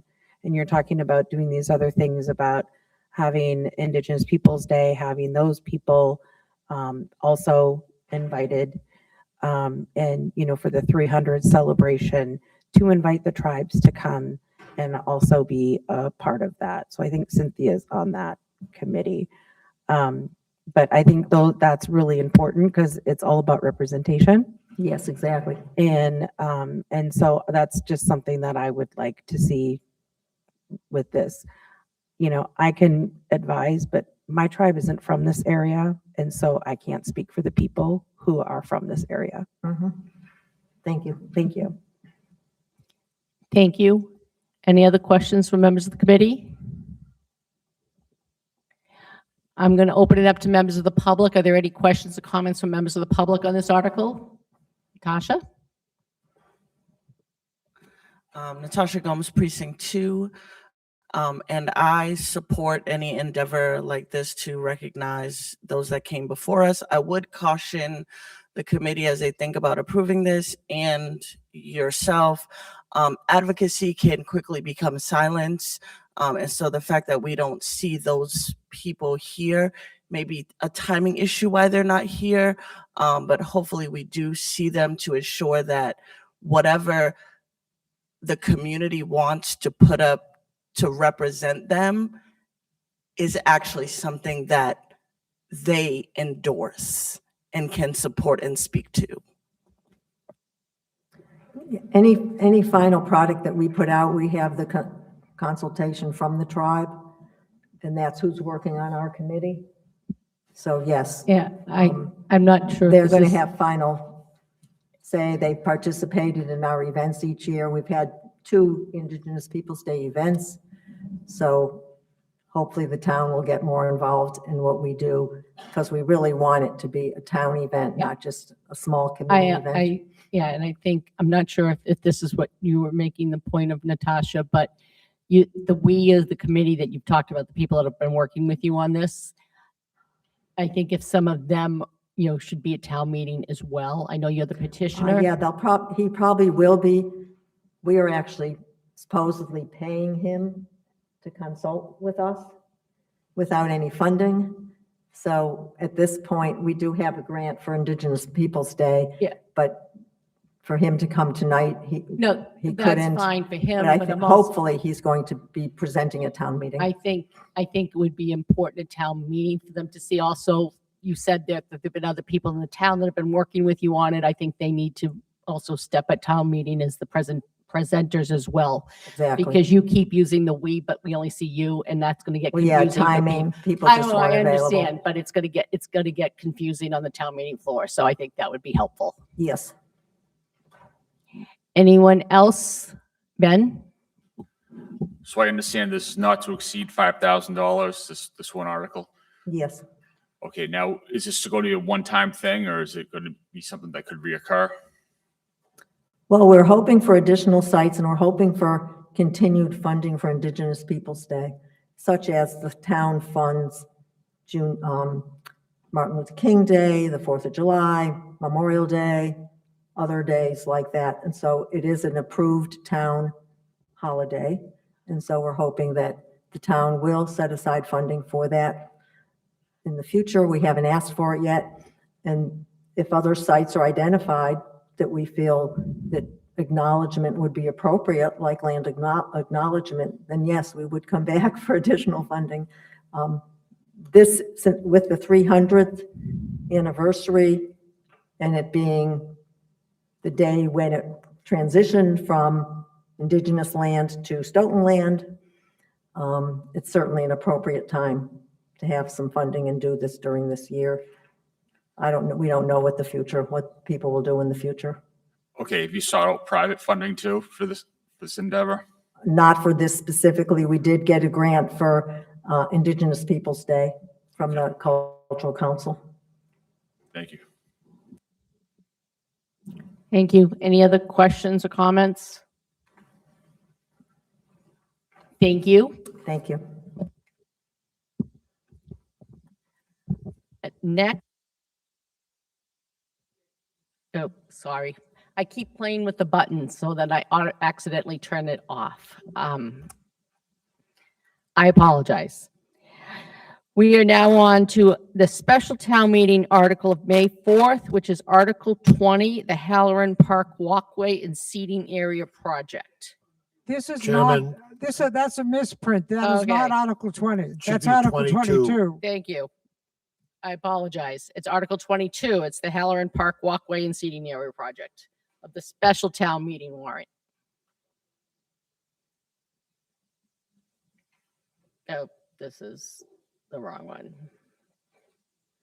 Let me print it off. So hi, if you could just identify yourself and explain the article. Hello, Madam Chair and members of apologize. FinCom. My name is Deborah Roberts, Precinct 6. I am the chair of the Stoughton Equal Opportunity Committee, SEOC, and on the Select Board. Article 22. The Stoughton Equal Opportunity Committee had the idea of having a place within the town that would allow for small, intimate gatherings. We reached out to the development services to help us find an area and help us design such a space. Development Services was very helpful and in conjunction with the Recreation Department found a location within Halloran Park. The space was an informal gathering area with granite boulders arranged in a circle that is used by the library for storytime program that they ran. SEOC's goal was to formalize the space and make it accessible to all. With the help of the Development Services team, a design was created that achieved our goals, which is what the SCOC is bringing forward with this article. Thank you. And it's the amount of the article is $20,000 coming from free cash to fund this. That is correct. Thank you. Any questions from members of the committee? Ian?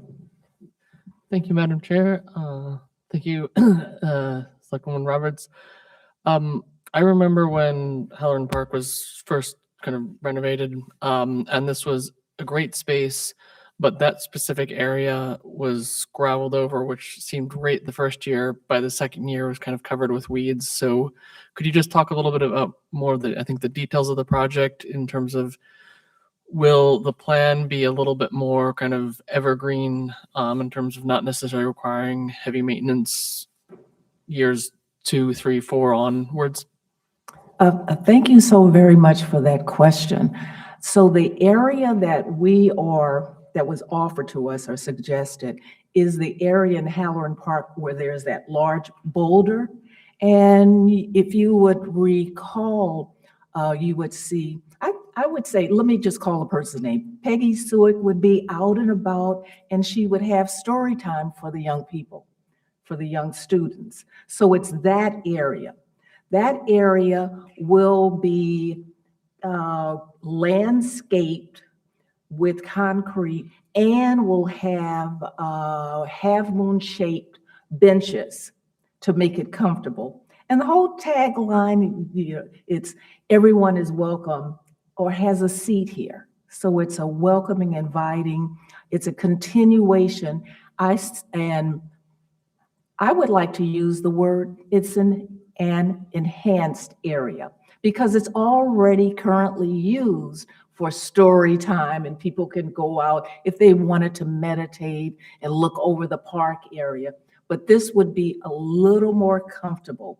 It would have, I call it a paved area of concrete, but then it would have the concrete benches and it would be an easy seating area. Are there any sketches available? Like, you found one?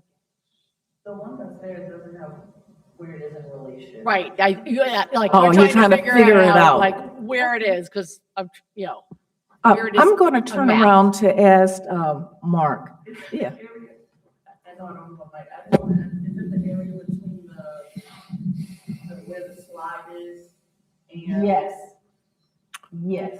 And the field? Go ahead. Yeah, Go ahead, I Mark. can give you a little more detail. Yeah, So, I think you know, with the- that's what I'm struggling. I need pictures. So you got the, where the playground is with the slide and all that. It's actually, if you look at the playground, there's a walkway that goes down to the playground. It's to the right of that walkway. It's a kind of like a level area. Yes. There's- It's on the right side. Yep. That's it.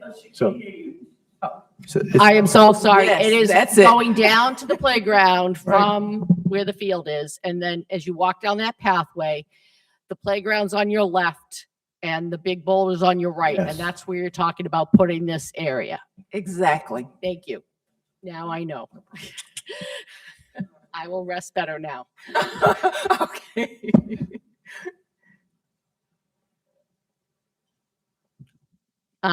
Any members of the committee have any other questions? Becca? Not a question, but Mark, since I have you, when are we putting bathrooms at Halloran Park?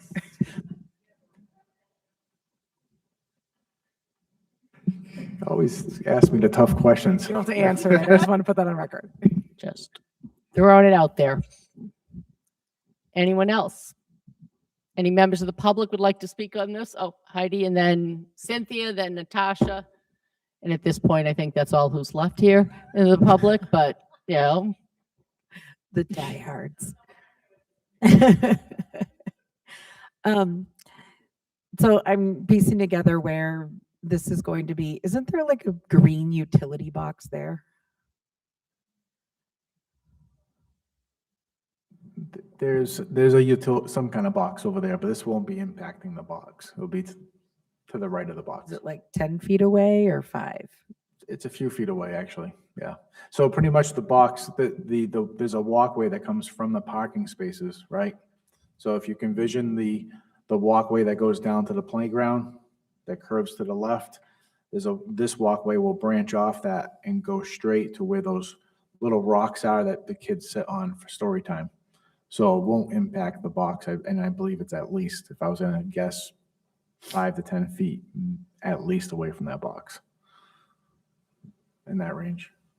Okay. Is the cover on the box secure? Because that would just be something my kids would have just Yeah, I mean, it's definitely something gravitated towards. we'll ensure is secure as part of the project.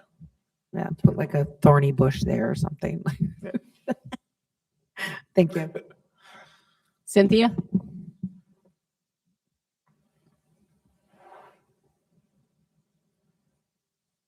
Cynthia, I think I've worn this thing out. That's when it's time to go home, I guess. Ta-da! Cynthia Walsh, 1096 Park Street. This also relates to the previous article. We have places in town named after people. And there's very few folks that know who John Holleran was. And perhaps somewhere in this park, there could be a plaque. It doesn't have to be a huge sign or big post, but a plaque. As far as I know, Mr. Halloran was the first Stoughton resident to die in World War II. That's why he got a park. And it's just a simple statement, maybe the years of his life that he was born, probably in 1920 something, and when he passed away. It bothers me when I speak to people and I say, do you know why it's called the Augustin Silva House? Or do you know why it's called Rose 40? Or do you know why it's called the Civic Court? And people that have not lived in Stoughton 78 years like I have no idea. And we're talking about the kids. It might do some children some good to see the sacrifice that other Stoughton residents have made so that they can have a nice little park and a little meditation area or puppet show area or whatever. Thank you. Natasha?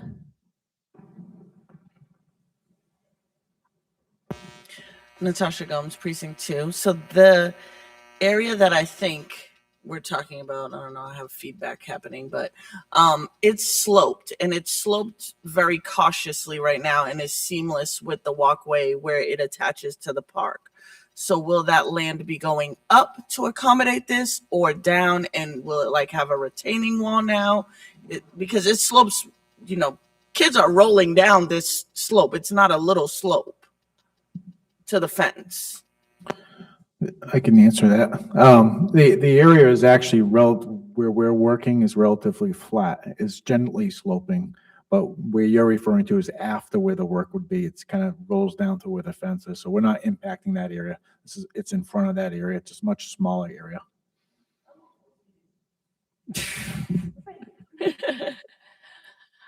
All right. Any other questions or comments on this article? Not hearing any.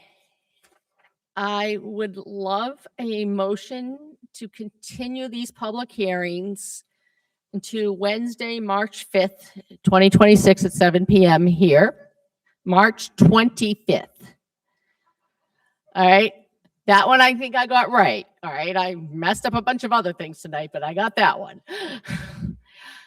So would somebody please make a motion? So moved. Thank you. So the motion was made to continue both the public hearings for the annual town meeting and the special town meeting of May 4th to Wednesday, March 25th, 2026 at 7 PM at the Town Hall, Great Hall. All those made by Becca, seconded by Heidi. All those who are in favor say aye. Aye. All those opposed? Anyone abstaining? There was the next item of the article of the agenda, which we will postpone because I guess I was overly optimistic that we would get through some of these. We could start voting, but it is 11 o'clock at night and no good things happen after 11 o'clock when we start making decisions. So I would love a motion to adjourn. So Dawn's made a motion to adjourn, seconded by Arnie. All those in favor say aye. Those opposed, and I appreciate you pausing from getting all your coats on and running out of the meeting until we actually did the motion to adjourn. So thank you, everybody, and have a great evening and a nice weekend.